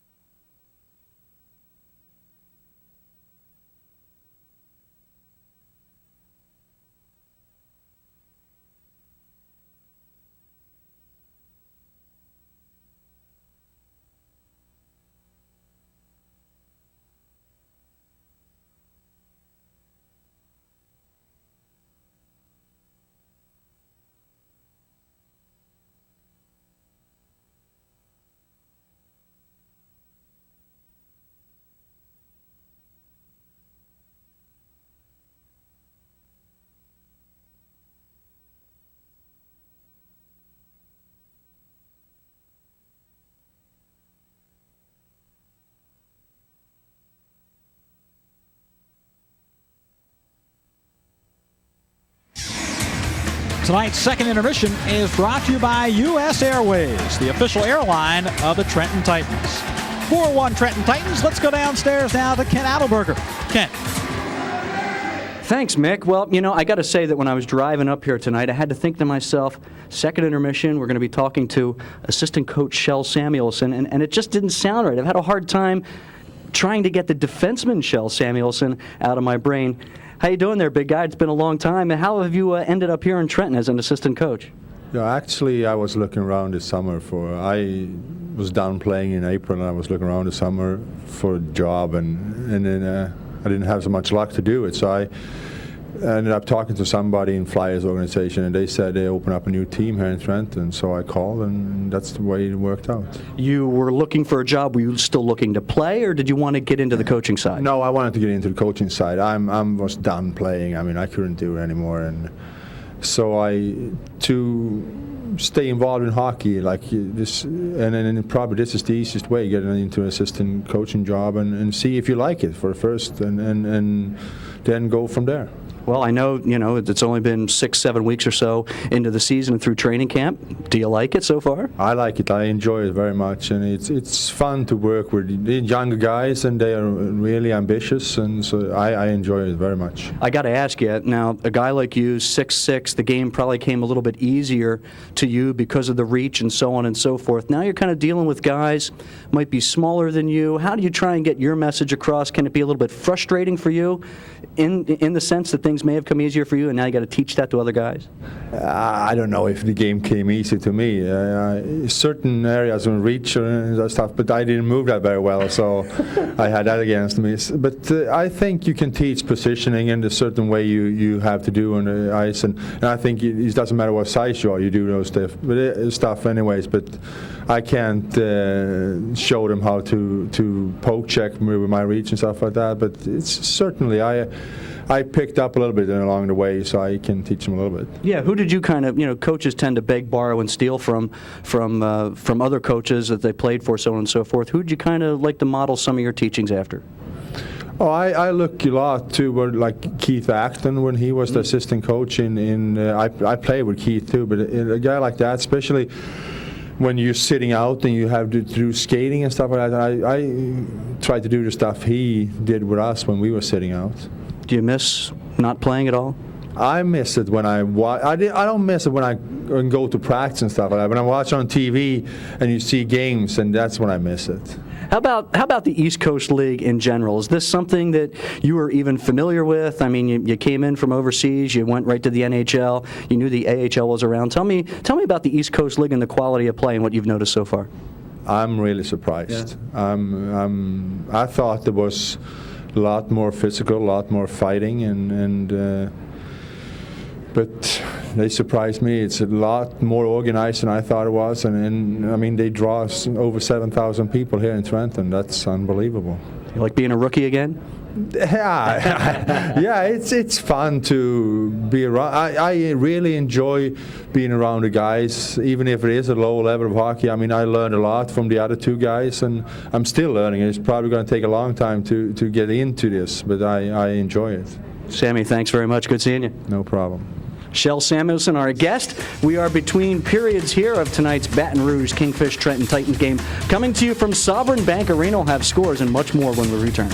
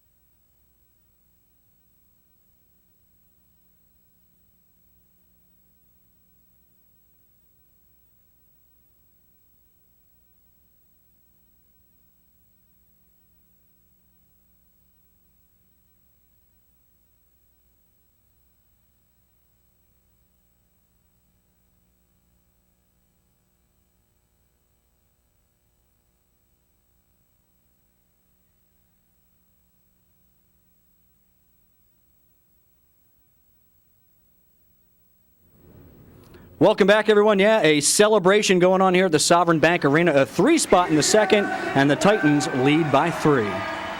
And welcome, everyone, to our intermission studio. I'm Ken Adelberger. Time to take a look around the ECHL, and we can report to you all 10 games are now underway. The scoreboard is brought to you by the Trenton Orthopedic Group. How about Charlotte and Greensboro, the cellar dwellers in the Northeast Division? It's the Checkers and the Generals. The Checkers have won 2 straight, and they are losing by 1 in Greensboro. 3-2, Greensboro on top.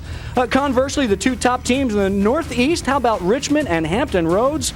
The Admirals are 6-1 at the scope, and they are scoreless.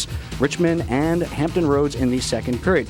Toledo and Huntington, that would be the storm against the blizzard. Oh, it is raining on Toledo's parade right now. Huntington with a 4-spot. They are up 4-0. That too in the second period of play. The Augusta Lynx, and how about Jacksonville? The Lynx shut out last night by Florida. Finally scored 3 times there in the third period, but Jacksonville has a 2-goal cushion there. Pensacola and Louisiana, that would be the Ice Gators and the Ice Pilots. The Ice Pilots, 1 road win in 4 tries. They're trying oh so hard. The Ice Gators unbeaten at home. You know what? They're both looking to kick some ice, tonight. Seawolves hosting the Riverblades, Arkansas and Mississippi. The Riverblades have won 2 straight. The Seawolves, Mississippi that is, they have lost 2 in a row, and right now they are scoreless. They are in the first period. The Mobile Mystics, tops in the Southern Conference with 17 points against Ted Sater's New Orleans Brass. That's right, the former Ranger coach and assistant with the Flyers. They are having a good time of it thus far, though no scoring thus far in the second period. Birmingham and PD, we can tell you now, folks, I looked it up on the Atlas. PD is in South Carolina, very near Florence. PD is a river, and right now PD has a 2-1 lead over the Birmingham Bulls. Rounding out our schedule tonight, Roanoke and Peoria, they are scoreless. They are in the first period of play. How about the Rivermen? They are 4-0 at home. Tallahassee and South Carolina 1-1. They are in the second period of play. That is a look at the ECHL scoreboard tonight. A busy night indeed. Now taking a look a little closer here at home at the Molson Cup standings. How are the Titans faring so far? Well, Cale McLean, who's no longer here, we don't know how long he'll be gone, called up to Lowell earlier in the week. He leads all Titans with 5 points, but there's Bujar Amadovsky right behind him. Mark Murphy with a goal here tonight. He could inch his way up there into the top spot before all is said and done. Jed Whitchurch as well. He's got a point. He might figure into the stars of the game here too. That is the Molson Cup standings up to date. Meanwhile, once again, we are through 2 periods of play here at Sovereign Bank Arena, and the Trenton Titans are putting it to the Baton Rouge Kingfish. 4-1, the Titans lead. When we return to the Sovereign Bank Arena, our Mick Munninghoff and Pete Caggiano take you through second period highlights, analysis, and much more. Stay with us.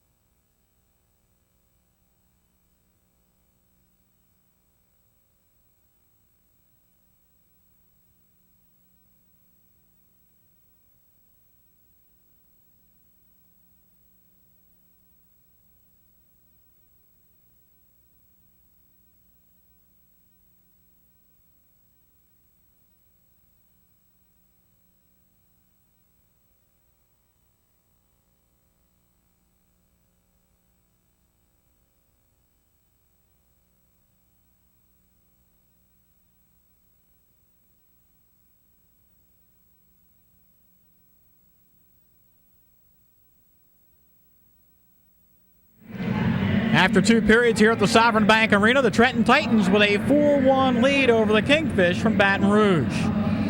Well, once again, the Trenton Titans have kind of turned it up a notch through 2 periods. And Pete, we talked about life without Cale McLean. Right now, it looks like the Titans really haven't missed a beat without him. Not at all. And what they're doing tonight makes so well is they're playing as a unit. All 5 guys are working real well together, and they're playing the puck real well, especially from the defense up to the forwards. That type of play makes the whole game work better because it keeps the flow of the game going so much better. We talk about getting in the flow. The second period was all Trenton Titans. Let's take a look at the 3 goals they scored. The first one comes from Francis Bellinger. He gets his first from Jed Whitchurch. Whitchurch does all the work on this play, goes around the defenseman. He actually tries to make the shot, but the goaltender redirects the puck out in front, and Bellinger taps it home. And then it's Mike Hall getting a goal. Usually he's a table setter, but on this play, Mike Mader set him up perfectly from behind the net. Mike Hall positioned himself about 15 feet out, and he almost has his stick wound up. It's cranked, ready to go, and as soon as the puck comes to him, he fires it home. And then Vince Williams and DJ Mando at 18:04 close out the period as Murphy comes in all alone. This is just a great shot. He beats the goaltender between the legs. He comes out on the left side. He's a left-handed shot. He didn't hesitate. As soon as the defenseman got close to him, that's when he pulled the trigger. That's when he scored. Oh, once again, Mark Murphy told you before the game he was going to net another one, and he did. He did it last Friday night, and he's done it again. Take a look at the stats, and really, it has really opened up for the Titans when it comes to shots, scoring chances alone, 18-4. Face-offs won, well, the edge may go the other way, but from there on down the line, really, it's been all Trenton tonight. Well, the key is the odd man rushes, 4-0. That's a big key, because off of that, that's when you get your real good scoring chances. Well, the scoring chances have been tallied home by the Titans as they had 3 unanswered goals in period number 2, and now they have opened up a 4-1 lead. Hope you're enjoying the action tonight, ECHL style from the Sovereign Bank Arena. We'll be back with third period just around the corner in a moment on CN8.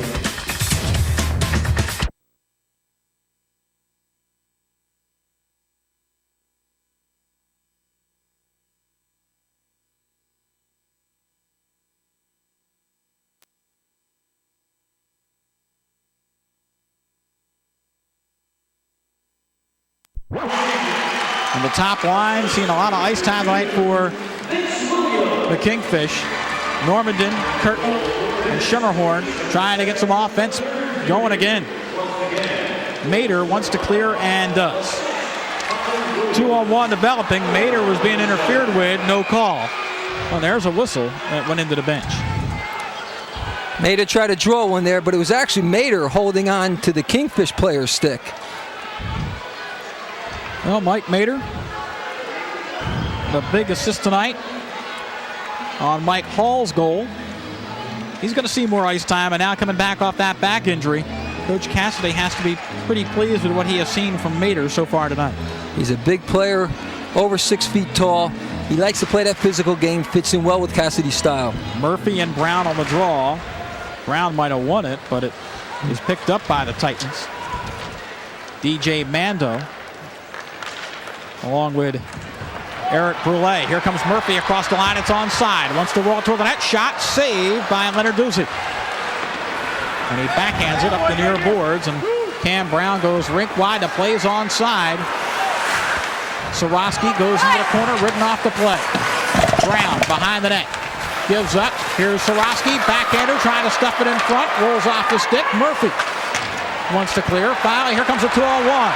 It goes ahead to Bertoli, leaves it for a man, and now Murphy, shot, save, and holding on is Leonard Duzzi.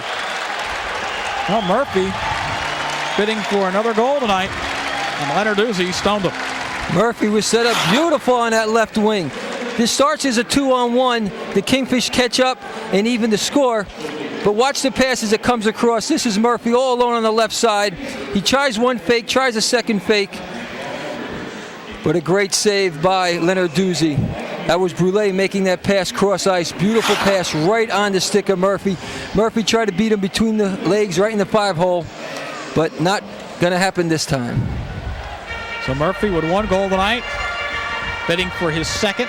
It's 5-3 Trenton with 13:47 to go, and looks like he's gassed a little bit. A little bit, but he told me he's only going to score 1 goal. Oh, okay. He said, I'm going to score a goal. He didn't say goals with an S. He said, I'm going to score a goal.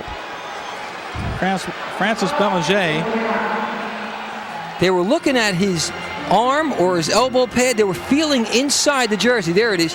or what they might be looking at, and this is nothing you can do at this point, there are actually rules in the book that say how big the jerseys can be. What's the maximum width of the arms and how long they can be, and like this way you don't get an advantage by having a big apron. Now that's more for the goaltenders than it is the players, but they're questioning it right now. Well, Belanger is a big guy, 6'2", 216. But what they're questioning is the blousing of the arm piece as it comes down. The sleeve of the jersey is real wide. He can't believe it. He said, I've never heard that called before. But if you look in the book, it's there. Well, that's why Pete Caggiano is still one of the best high school and college refs in New Jersey. Here's Jed Whitchurch tonight, has won 9 of 13 draws. That's not bad for Jed. He has really come on lately. And it's nice to see some of the smaller guys do well. Whitchurch is only 5'9". Well, icing here will come back down the other way. And what was once a 4-3 lead has now ballooned to 5-3 on the goal by foul at 4:47 here of period number 3. That seemed to take the starch out of the Kingfish. They were revved up. They were going. They were swallowing little fish as they were swimming. But the goal by foul took it away. It has them going back upstream, right, Pete? Yeah, there we see some big hands. And the crowd giving a hand right now. Bob McGill shaking his head. Sees his team down by 2, but they're not out of it yet. Plenty of time to go. We still have 13 minutes. Wolak can't keep it in. Lincoln Anderson tries to roll it to the far corner and does. Belanger goes behind the net. Abramson lost his edge and fell down. Titans won a center. And Hogan had it going to the back of the net, and they're going to stop play, and they're going to call a penalty. I'm not sure if they're calling a penalty. Yep, they are. Belanger is coming toward the penalty box. Nope, they're just going to take the face-off outside. The puck rested even just for a split second on the back of the net. And our official tonight was real quick with the whistle, Dave Hansen. Didn't want to take a chance of any players converging and toppling over the net on the goaltender as we take a look at a fellow that's really using those eyes to watch this game closely tonight. Well, Titan fans still a little bit on the edge. Kingfish making a little run here as the total shots starting to get a little more even. Titans had that big second period advantage here. Dufresne tied up along the near boards. Belanger took it away from him. Here comes Whitchurch. Jed Whitchurch plays forward for Matt Hogan. Hogan on the right wing comes across the line. Whitchurch takes it away, wants to center a pass, but really nobody there. Mader can't keep it in. And the Kingfish come out. Wolak just rolls it into the zone as they'll get a change on the fly. And as they get a change and there's a whistle, we'll take a timeout as well. Titans lead it 5-3 with 12 minutes and 36 seconds to go in the third period. Hope you're enjoying the action tonight on CN8. Stay with us. We'll be back in just a moment.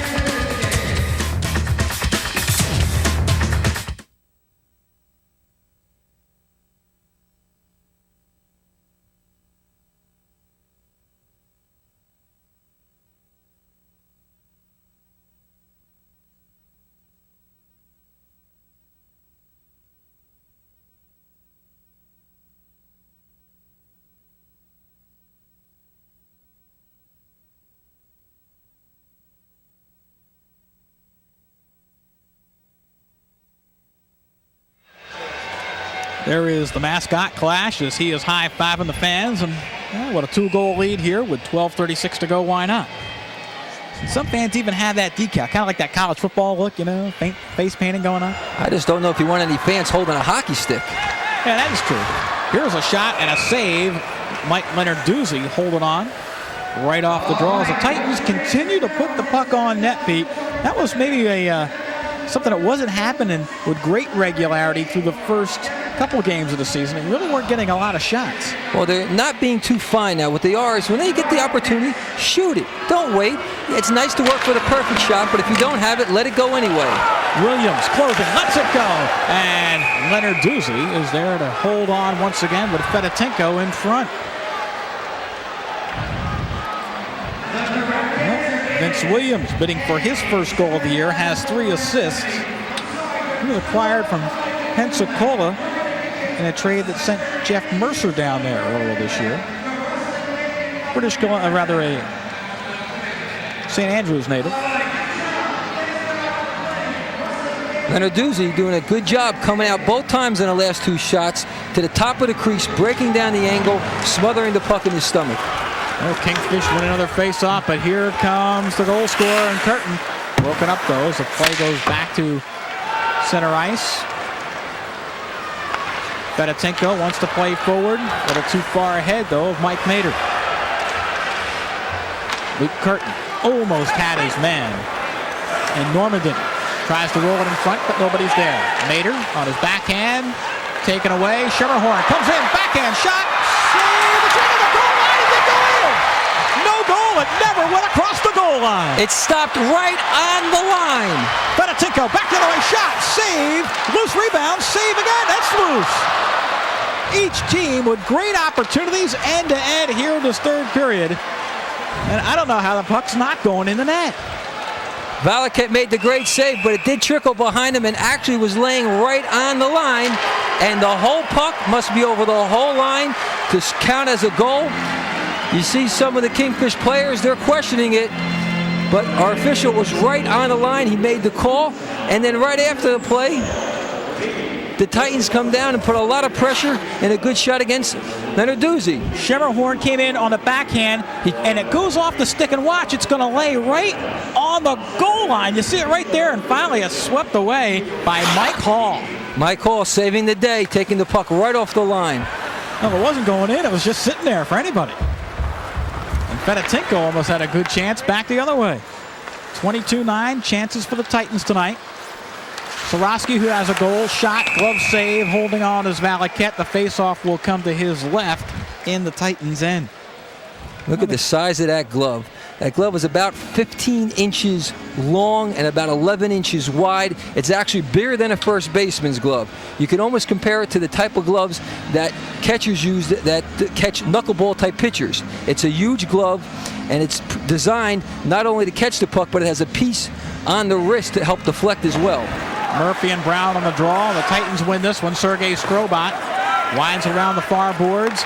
Here comes Murphy. On his forehand, just dumps it in. It goes behind the net. Who's going to get there first? Bertoli, a one-timer. Goes well wide. Sergei Strobat keeps it in, throws it in the slot for Bertoli, but it's ridden off the play there. And Jason Hamilton, who hasn't logged too many minutes outside of a big fight tonight, is out there right now trying to clear the zone against Mando. And keep an eye on those two. Bertoli in the slot. Sturgis gets a stick on it, and finally it is Sorosky who plays forward. It comes ahead now to John Sturgis. And he's broken up. Titans pick it up as Brule, Eric Brule, comes across the blue line all the way to center ice, rags the puck a little bit, and why not with a 2-goal lead. Take a little time off the clock. Now Mike Murphy, or Mark Murphy, I beg your pardon, plays forward.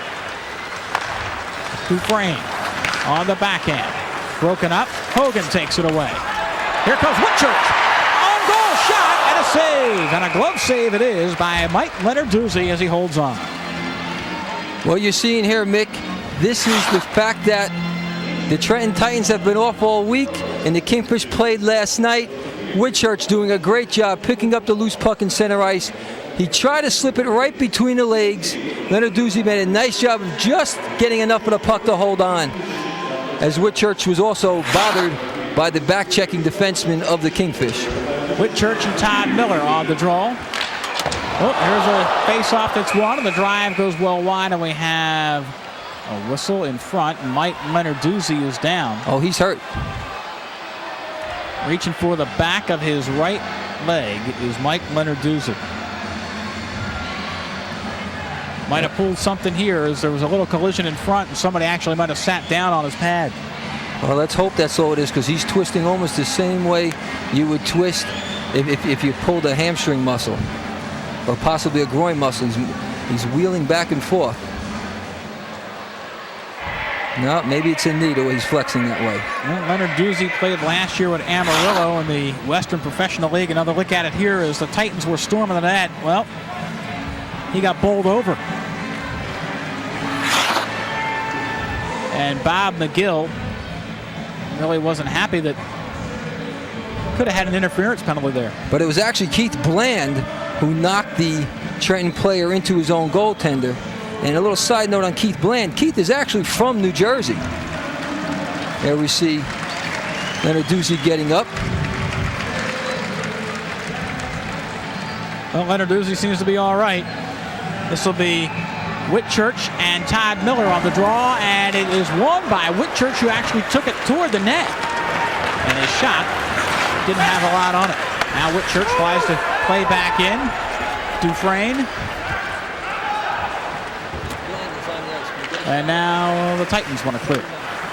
It came out of the zone, and Abrahamson took it back in, and that's why the faceoff will come back outside the zone. There we take a look at Keith Bland. Keith actually played right here in New Jersey for St. Joe's High School in Montville, was part of the state championship team in '91 his sophomore year when they defeated Del Barton. His junior year, they went back to the state championship here in New Jersey, lost to Del Barton, and then his senior year, unfortunately, got knocked out in the semis by Toms River North. But there's another player, Max Middendorf, who also went to St. Joe's Metuchen, St. Joe's in Montville, New Jersey, who had a short stint with the Quebec Nordiques a couple of years back. And from talking with Keith, he said that was one of the players that the high school players looked up to as someone who made it from New Jersey to the NHL. Well, now Steve Valaquette goes to the bench, as he's being attended to by the trainers, but I think he's going to be able to come back. He is. Well, Mick, that's half injury, half I need a rest kind of thing. So I tell him I have a problem with my contact. Come over, give me a hand. Delay the game a little bit, slow it down. 9.5 minutes remaining. You're in control with a 2-goal lead. You don't want to give up any of the momentum. Hall wins another draw for the Trenton Titans. Chris File with a goal tonight, plays it in for Fedotenko, and File will keep it alive at center ice. Mater looking for a man. It is Hall coming across the line. Shot, save. Hall with a rebound. Couldn't get it to go in. Oh, we could get a delay right there as the defenseman pulls the puck underneath them to stop play. Well, we saw it from our angle where we're standing, but our official, Dave Hansen, was on the other side. And most of the time, you're going to give the player the benefit of the doubt and not make this call. He had Hall in front. He could have passed. Instead, he elected to shoot. But there you can see right there, scoop, just pull it right in. Yeah, that's Chris Aldos. Comes from Messina, New York. Original draft choice of the Canadians. Here's a shot. Lenarduzzi knocks it down. He is really slow to get up. That knee must really be bothering him. 9 minutes to play in this one. Across the line, shot, and Valaquette with an easy save on Curtin. 2-on-2 developing for the Titans. They roll it ahead for Ruslan Fedotenko, and Aldos is going to get there first in the corner. Aldos tries to clear. It comes back to Murphy. Murphy ridden off the play. And the Titans did a nice job of trying to set up Brule, who was closing, but never really got a good shot away. Now Curtin rolls it to the net.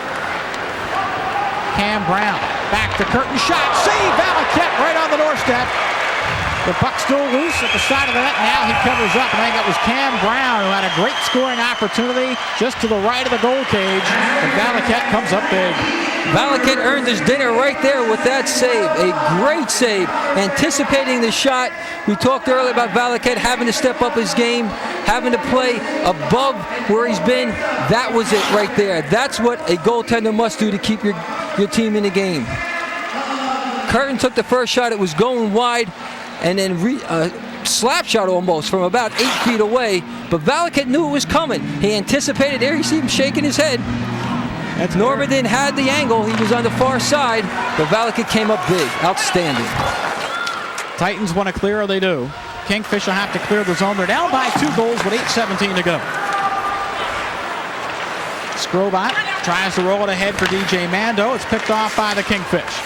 In the slot, now Bertoli gets a stick on it. Wants to clear, finally does.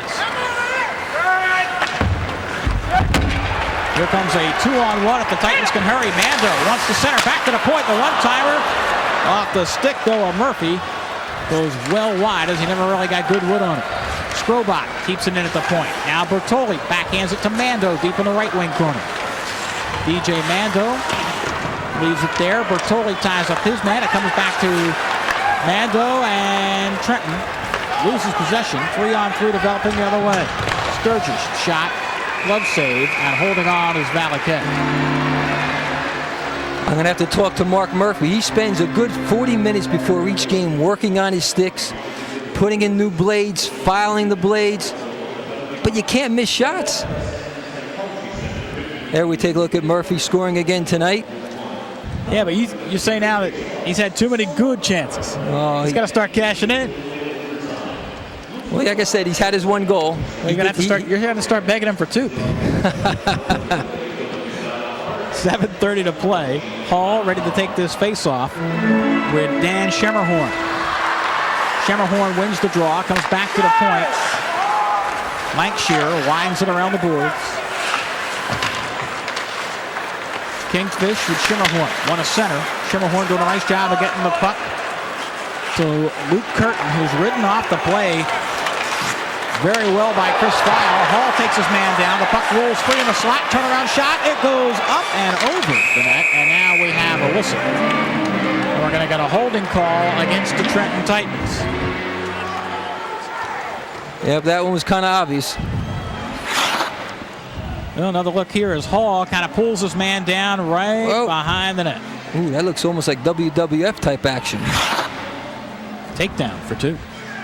7 minutes remaining here in the third. Not critical to take the penalty right now, but again, you don't want to give the Kingfish any opportunity to get back in this game. All the Kingfish are looking right now is to get within one goal with a minute to go so they can try to force overtime by putting the extra attacker on there and tying it up. Well, the Titans are 9th in the league in the kill. See if they can kill off this Trigen Energy power play as they are 1 for 4 tonight. 9 shots on the advantage. Here comes Luke Curtin, closing shot, saved. Valaket right there, but if anybody's going to pull the trigger, it's going to be big Luke Curtin. You got to appreciate Curtin. He's a real goal scorer. He comes in, he's a left-handed shot, he's on the right side. He kind of fakes like he's going to pass, but then he just squares himself and he shoots. Valaket, though, saw it all the way. Valaket didn't buy the decoy. He got himself in position to make the save, and he was able to smother it right into his chest. Well, including the goal tonight, 10 points in the last 6 games.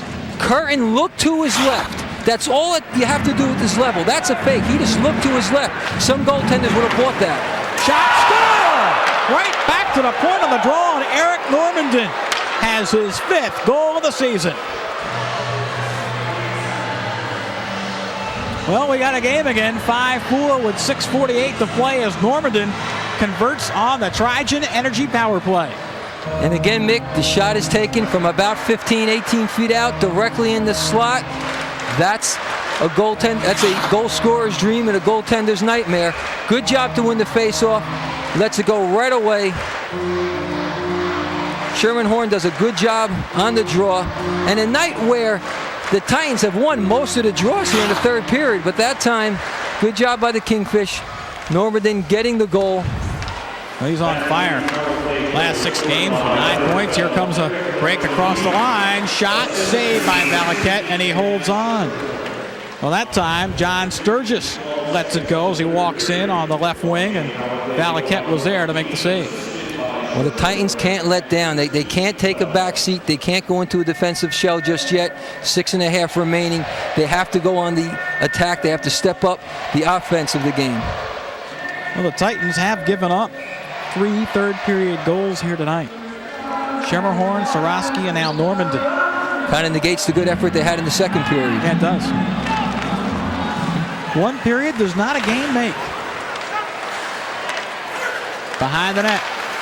This puck bounced up right in the slot, and the Titans were lucky on that exchange. A lot of pressure by the Kingfish. Sarosky turns around and winds the puck in the zone as now Brulé goes back to pick it up. Brulé right in front of his own net, dangerously. Wow. You never want to do that, and especially in the third period of a 1-goal game. Now that puck was shot in the zone and out by the Kingfish, so the faceoff will come outside the zone. That'll give Valaket a little more room as he reaches back for a drink. But I tell Mr. Brulé, hey, Eric, you may have been the WPHL Defenseman of the Year last year at Abilene, but this isn't Abilene. Well, right now the Titans look a little disorganized. Good pressure by the Kingfish. And the Titans have lost that tightness, have lost that cohesiveness they displayed, especially in the second period, in the beginning of the third period here. Now they're scrambling a little bit, and they're chasing the puck. And when you chase the puck, you're in trouble. Fedotenko, Hall, and Murphy out there against Schermerhorn, Normandin, and Curtin. So the two top lines going head-to-head here in the final 6:02.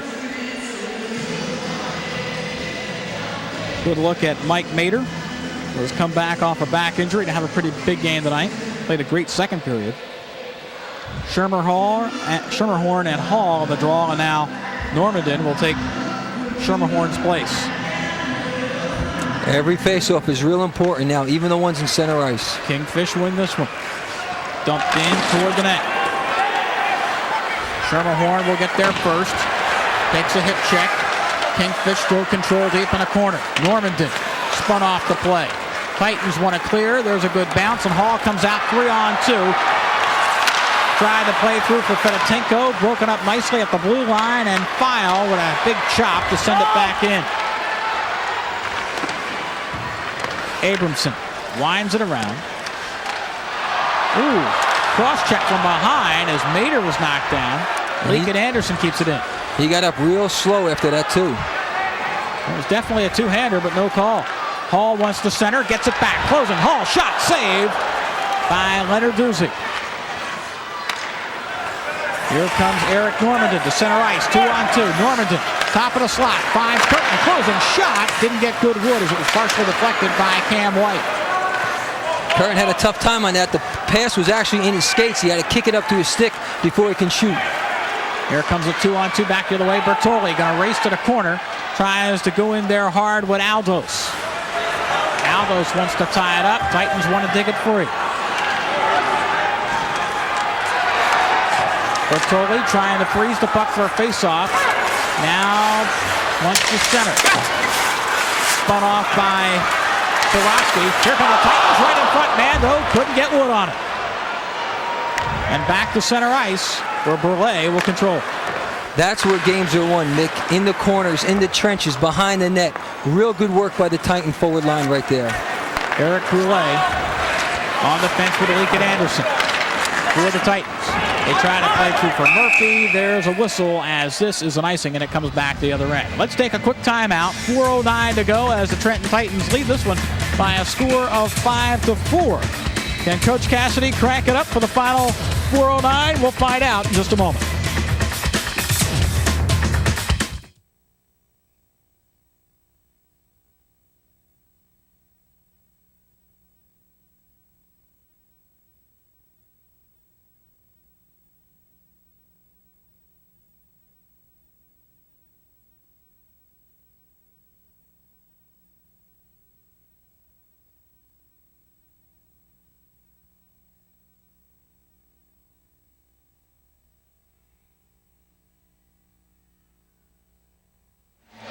Welcome back. Take a quick look at our game summary. 5-4 Trenton at this point.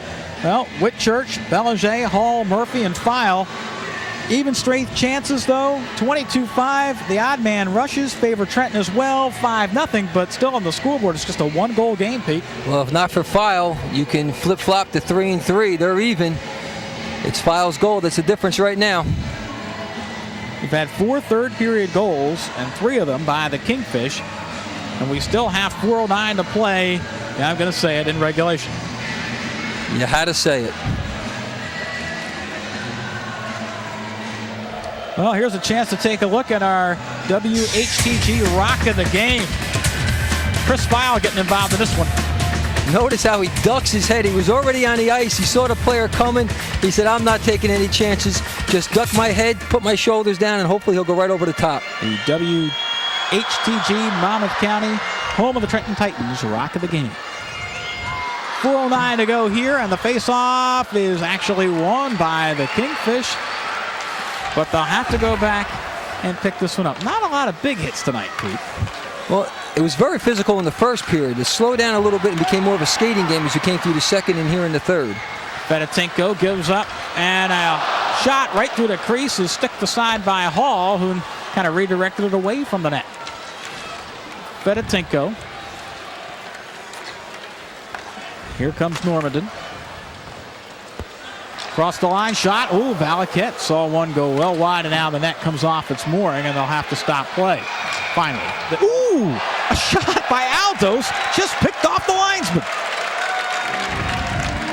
And especially because it came after a whistle, because the net had been knocked off behind Valaket. So the whistle blew. The players as well as the officials relax. And that puck. Aldos winds up, and it is not an easy job being a linesman in the ECHL. Not at all. He took that one right in the arm. Thank God he was at least watching the puck, and he was able to protect his face. Well, another look maybe at how the net came off. Valaket kind of fanned at one, and then you have the centerman, Dan Schimmerhorn, going right into the pipes. Well, he was guided into the pipes. That's what a good defenseman does. He runs the forward right into the net. Rick Church out there with Belanger and also Hogan. And Belanger knocks this puck into the Kingfish end, centers a pass. Here comes Hogan. Backhanded by Belanger, just went wide. And the Kingfish will clear. Great chance there. Soroski plays forward here for Croteau. And can the Titans clear? It went into the bench and then comes back out. Something I've noticed tonight, something that the Kingfish do very well, is they spring the off wing. What they do is they change the flow of the play from one side of the ice to the other. Whenever they're breaking out of their zone, look for a deep cross-ice pass. They're very good at springing that far wing, and they've just missed a few times tonight. I want to let our fans know that Hoops have an opening night's just around the corner. Princeton takes on Syracuse. It comes up right after our postgame. College basketball tonight on CN8. First of 91 games. Wow. As the gates of heaven are open. 2:53 to go in this one. The Titans with a 5-4 lead over the Kingfish of Baton Rouge. A Titans win gets them to the 500 mark. On the draw, it goes right back to the point, and fanning on the drive there was Abrahamson. Can't fan on a drive like that with players stacked up in front of the net. Kills the whole momentum of the play. Well, back the other way, they'll try to center a pass quickly. It's right behind Valaket. Is it in or not? Yes, it is. It's a goal, it's a goal, it's a goal. Again, as I said, watch the referee. When he points down, that's exactly what it did, and it did go in and out real quick. I'm not even sure who put it across the line, as it was kind of like fluttering right on the goal line. Here's the play that starts took it in front. It's not there, it's right there. Looks like number 14 with the tip. That would be Jason Hamilton near the side of the net. But I think it's Skirbot who actually pushes it over the line. We're going to watch Skirbot. He's right in the middle of your screen. Watch him with the stick right there. I believe it's Skirbot who accidentally puts it over the line behind Valaket. Now we're going to get a timeout. But what about a big goal, huh? 2.5 minutes remaining. They give the goal to Joe Soroski, number 11. And that would be his second goal of the night. And down in the truck, they kind of thought that Cam Brown was the guy that took that shot.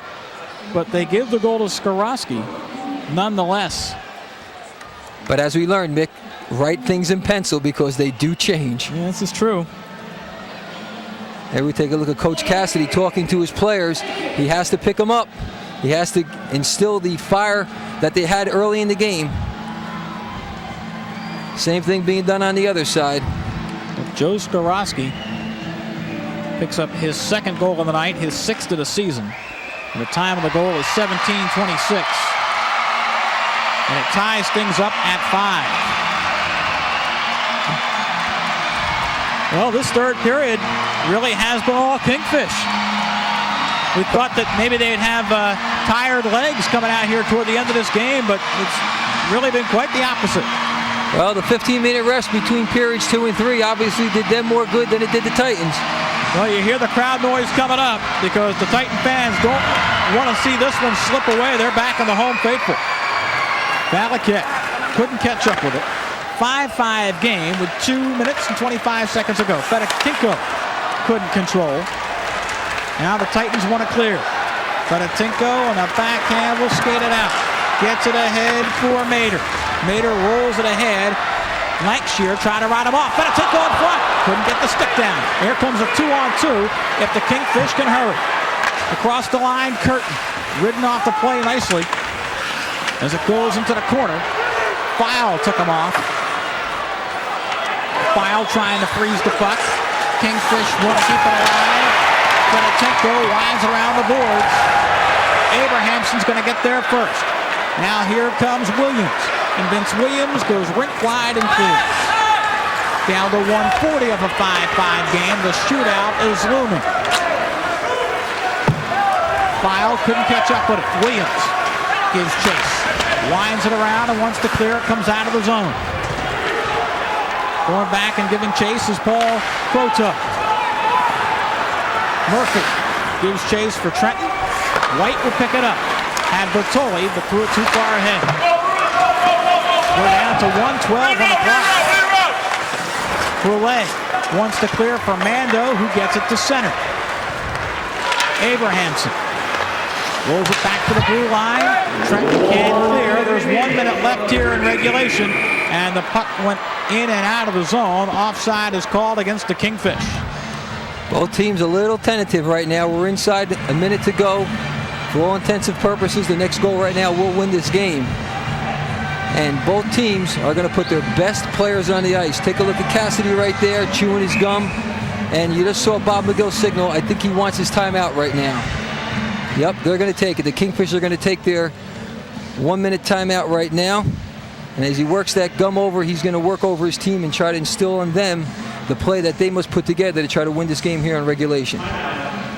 Well, he has seen goals from Dan Schimmerhorn, 2 by Joe Sorosky and Eric Normandin, scoring 4 times to bring his team back to a 5-5 tie.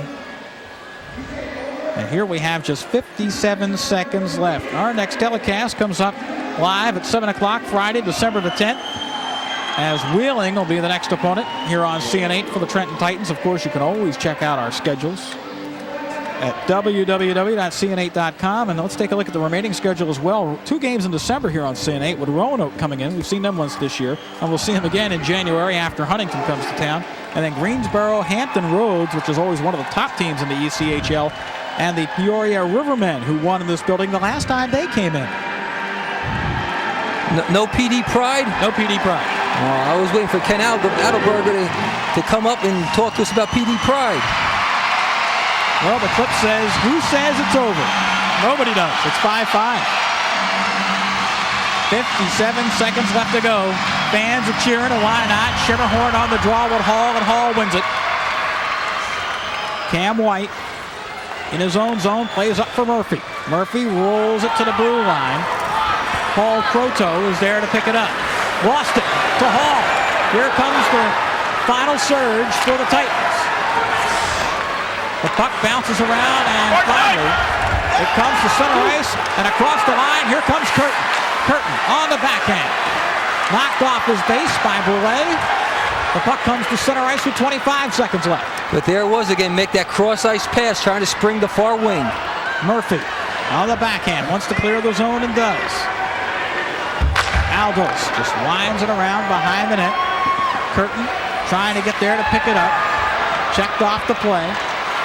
It comes all the way back to center ice. Mando gives chase with Croteau. 1 second. And time winds out, and we go to a 5-player shootout. 5-5 is the score, but don't go away. A lot more coming up. We'll be back in a moment.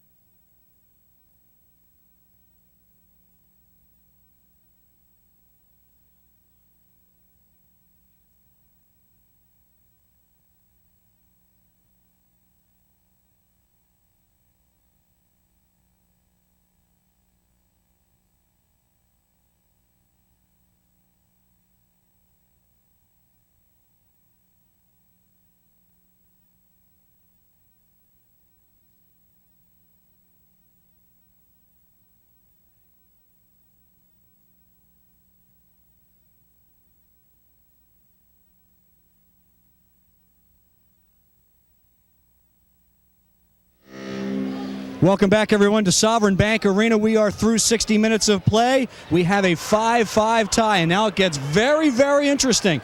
No overtime period. They go to a shootout. 5 aside, the coach's choice. They will alternate shots and penalty shots. 1 continuous motion from center ice in on the goalie. No rebounds allowed.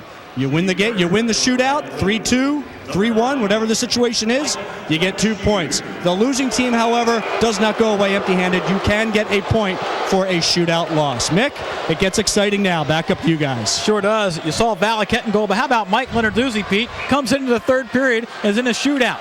First man he's going to face is Lancashire. Here comes Lancashire, and his first shot is no good. Saved by Valaket. Mike Lancashire stoned. Lancashire doesn't even get the shot off. Valaket does a nice job of staying back, keeping his size, keeping his position. Watches Lancashire, goes to the backhand, and wasn't able to get a shot off. Jed Whitchurch, and the save is made here by Lenarduzzi. Whitchurch coming in, electing to try a shot on the forehand. Lenarduzzi coming up big with the save. Well, watch right there. To make that one. Eric Normandin, who has a goal tonight, approaches Valaket on the forehand, fakes, shot, save! Valaket saves it with a big glove. Wow, what a save by Valaket. He had already extended himself. He had nothing but his left arm to stop this puck, and he does. Watch right there. Great save by Valaket. This is Eric Brulé, the defenseman, playing in one of his first games for the Titans. Comes in, shot, save. Tried to go low stick side, and a nice save there by Lenarduzzi. Lenarduzzi coming out to the top of the crease. Brulé, quick little fake, then tries a quick shot low stick side. Good save by Lenarduzzi. Here's the big test. Luke Curtin, the goal scorer. On the forehand, fake shot, score! Luke Curtin. And the advantage with the first goal goes to the Kingfish. Well, you knew if anybody was going to put one home, it was going to be Luke Curtin. That's what he does best, and he beats Valaket just beyond the right blocker. Here comes Ruslan Fedotenko in his first game for the Titans. Takes his time, shot, a nice stick save there by Lenarduzzi. Almost the exact same shot as before that Brulé took. That time Lenarduzzi going down, using the stick and the right pad to make the save right there. Here comes John Sturgis. Sturgis across the blue line, shot and a save. Now the Titans have to score on this shot, Pete. If they don't score here, it's over. Good job by Valaket to squeeze the pads at the last second. It all comes down to this shot by Mike Hall to force more shots. Here's Hall, fake shot, score! Mike Hall ties the overtime shootout at 1. Mike Hall does something different none of the other shooters did. He came in on an angle, and with his body to the right, he shot back to the short side. And here comes Joe Soroski. Soroski shot all the way, and a big save by Valaket. Mick, we're now in the 1-1 situation. If the Titans score right here, it's over. They go 1-1-1 the rest of the way. Soroski with a nice wrist shot. Here comes DJ Mando. Mando across the line. See if he winds up with a big drive. Wrist shot. Ooh, fired it right over the net. So Mando fires wide. Here we take a look at it. Comes in, quick snapshot. Trying to go high, just missed the crossbar. Casey Wolak, the penalty minute king with 70 coming in the night. See if he gets a goal. Shot back in, went wide. A little too fancy for Wolak. Valaket standing his ground, forcing the shooter to his backhand. Well, this could be poetic. Here is Mark Murphy. Said he was going to get 1 tonight. Maybe he'll get 2. Overtime he gets 1 here, he wins it. Shot, save by Mike Lenarduzzi. I was going to say, Mick, overtime won't count, though. He still can score now, and it would be okay. He takes a quick snapshot from about 15 feet out. Lenarduzzi does a nice job making the save. Here comes Schemmerhorn. Dan Schemmerhorn shot it wide. Trying to go high to the stick side and fired it wide. How nervous do you think these goaltenders are? Look at that, the shot goes just wide. Here comes Matt Hogan for the Titans. A goal, wins it.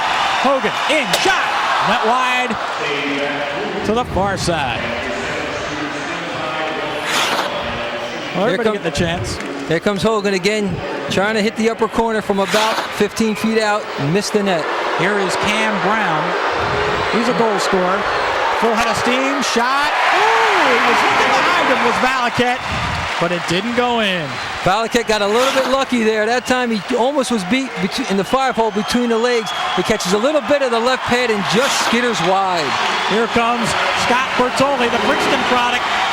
Bertoli for the win, shot, no. Stone there by Mike Lenarduzzi. Lenarduzzi with a great save using the blocker. Left-handed shot, trying to go high stick side. Notice goes right off that big part of the arm, right there. 21-year-old Sylvain Dufresne. On the forehand, faking to the backhand, and Valaket's there for the save.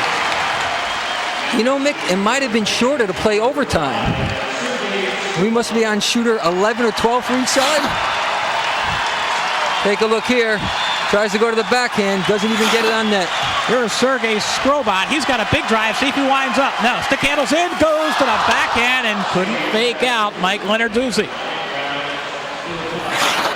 What he was trying to do was to get Lenarduzzi to move all his momentum one way, and he did. But Lenarduzzi, give him credit, sticks out the stick and just gets enough of that puck to deflect it wide. Here comes Paul Croteau, the defenseman. Croteau, shot, save. Big save by Steve Valaket. He's the second or third guy that tried to beat Valaket between the legs, but he's quick right at the end, squeezing the pads together and holds on. Here is Mike Mader. Mike Mader for the Titans. To the blue line. Comes in. Fakes. Oh, had it roll off the stick. No rebound. So once it hits the goaltender's pads, it's done. What you also have to remember, Mick, is these shots are being taken after an entire period has been played. So you may catch a rut in the ice. And you see what happened right there. The puck bounced over his stick. Todd Miller. Didn't see a lot of ice time tonight. He ought to be fresh. Here comes Miller to the backhand. And a nice right pad save by Valaket. Again, Valaket going with the shooter, sliding his body to the right, sticking out the right leg, making the save. We are tied 1-1. If Leakin Anderson can score, it's all over. Here comes Anderson. Fakes, shot, went wide. I've seen nobody really wind up with a big blast yet, Pete. Well, I doubt you're going to see that, but what I'm surprised at is we're not seeing more shots on net. There's no excuse, no reason to miss a shot on a penalty shot. Chris Aldos scores! And now the advantage goes back to the Kingfish as Baton Rouge leads the shootout 2-1. Good move here. He takes his time. He gets Valaket moving, and then just slips it right between the legs. He beat him in the 5-hole where they've been trying all night. Francis Ballagé has to score or it's all over. Ballagé's in shot. It's wide, and the Kingfish win it. They win it 2-1 in the shootout as we ended 5-5 in regulation. It was 4-1 after 2 periods for the Titans, and the final is 6-5 for the Kingfish. The Kingfish did it last night in Wheeling, and they did it again tonight, coming back to tie the game and then winning it in a shootout. Bob McGill, the head coach, walks off, and he had kind of a long face after 2 periods when he saw his team down 4-1, but big third period by the Kingfish as they win it. Let's take a look at the winning goal in the shootout here. As the second goal in the shootout, it was Chris Aldos going right between the legs, Pete. That's where the last 3 or 4 shooters try to hit. And the puck was not blasted through, it just squeaked through. And then Belanger trying to go high to the stick side, and you see a jubilant Mike Lenarduzzi saving the game for his team. So Leonard Doozy with a big save. Let's go downstairs to Ken Adelberger. Ken. Hey, thanks very much, guys. We're with Chris Aldo, who, pretty much iced this one. Chris, where were you going? What were you thinking when you were coming in? Well, I see a lot of guys are coming down and getting shots off, and he's a big goalie and he covers a lot of net, so I thought maybe I'd just move a little bit and see how well he moves side to side, and I just squeezed in underneath his arm. Moreover, how thrilling is to get a victory out of here after being down by 3 after 2 periods? It shows great composure for this hockey club. Being down 4-1, we're really a third period team, and these guys have a lot of heart, and to come back like that, it's a great feeling. I asked Coach McGill after the second period, I said, tall order, you guys are down by 3, you got to come back. Where's the energy come from? Where are you going to muster it from? Where did it come from? I don't know. I think he had a great talk in the locker room between periods, but I think these guys have a lot of fire underneath them inside each individual, and I think that was enough to do it. Were you guys worried about legs come second, third period, later as this game progressed? Tough loss last night in a shootout situation, and you're just on a horrendously long road trip. Yeah, we were thinking about it a little bit on the bus trip, but when it comes to game time, I think it all comes down to mental preparation, and if your mind tells you that your legs are fine, then they're fine. That's mind over matter, and like the coach said, if you don't mind, it doesn't matter. You got that right. Chris, congratulations. Thanks very much. Back upstairs to you guys in shootout fashion, 6-5 Baton Rouge over the homestanding Titans. Well, thank you very much, Ken. And Pete Caggiano, I'll tell you, 6-5 finals, the way it goes out. I've never seen a shootout before, but I'll tell you what, it's very exciting in the ECHL. It's exciting and it's nerve-wracking. How would you like to be a goaltender and have to face shot after shot after shot? Unbelievable. And Aldos with a big goal. But I'll tell you what, it was also a big goal by Mike Hall to extend that shootout period. He put that in on the 5th shot by the Titans. If he didn't put it in there, we never would have gotten any further.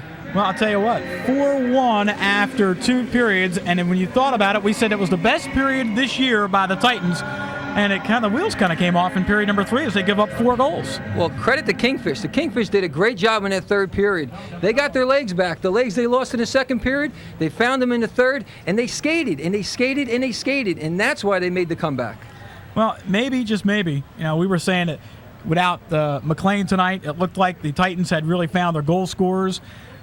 But when all's said and done, you really could have used the scorer like McLean in a shootout. Oh, absolutely. Somebody with that skill, that ability, a sniper, that's what you want, especially on penalty shot situations.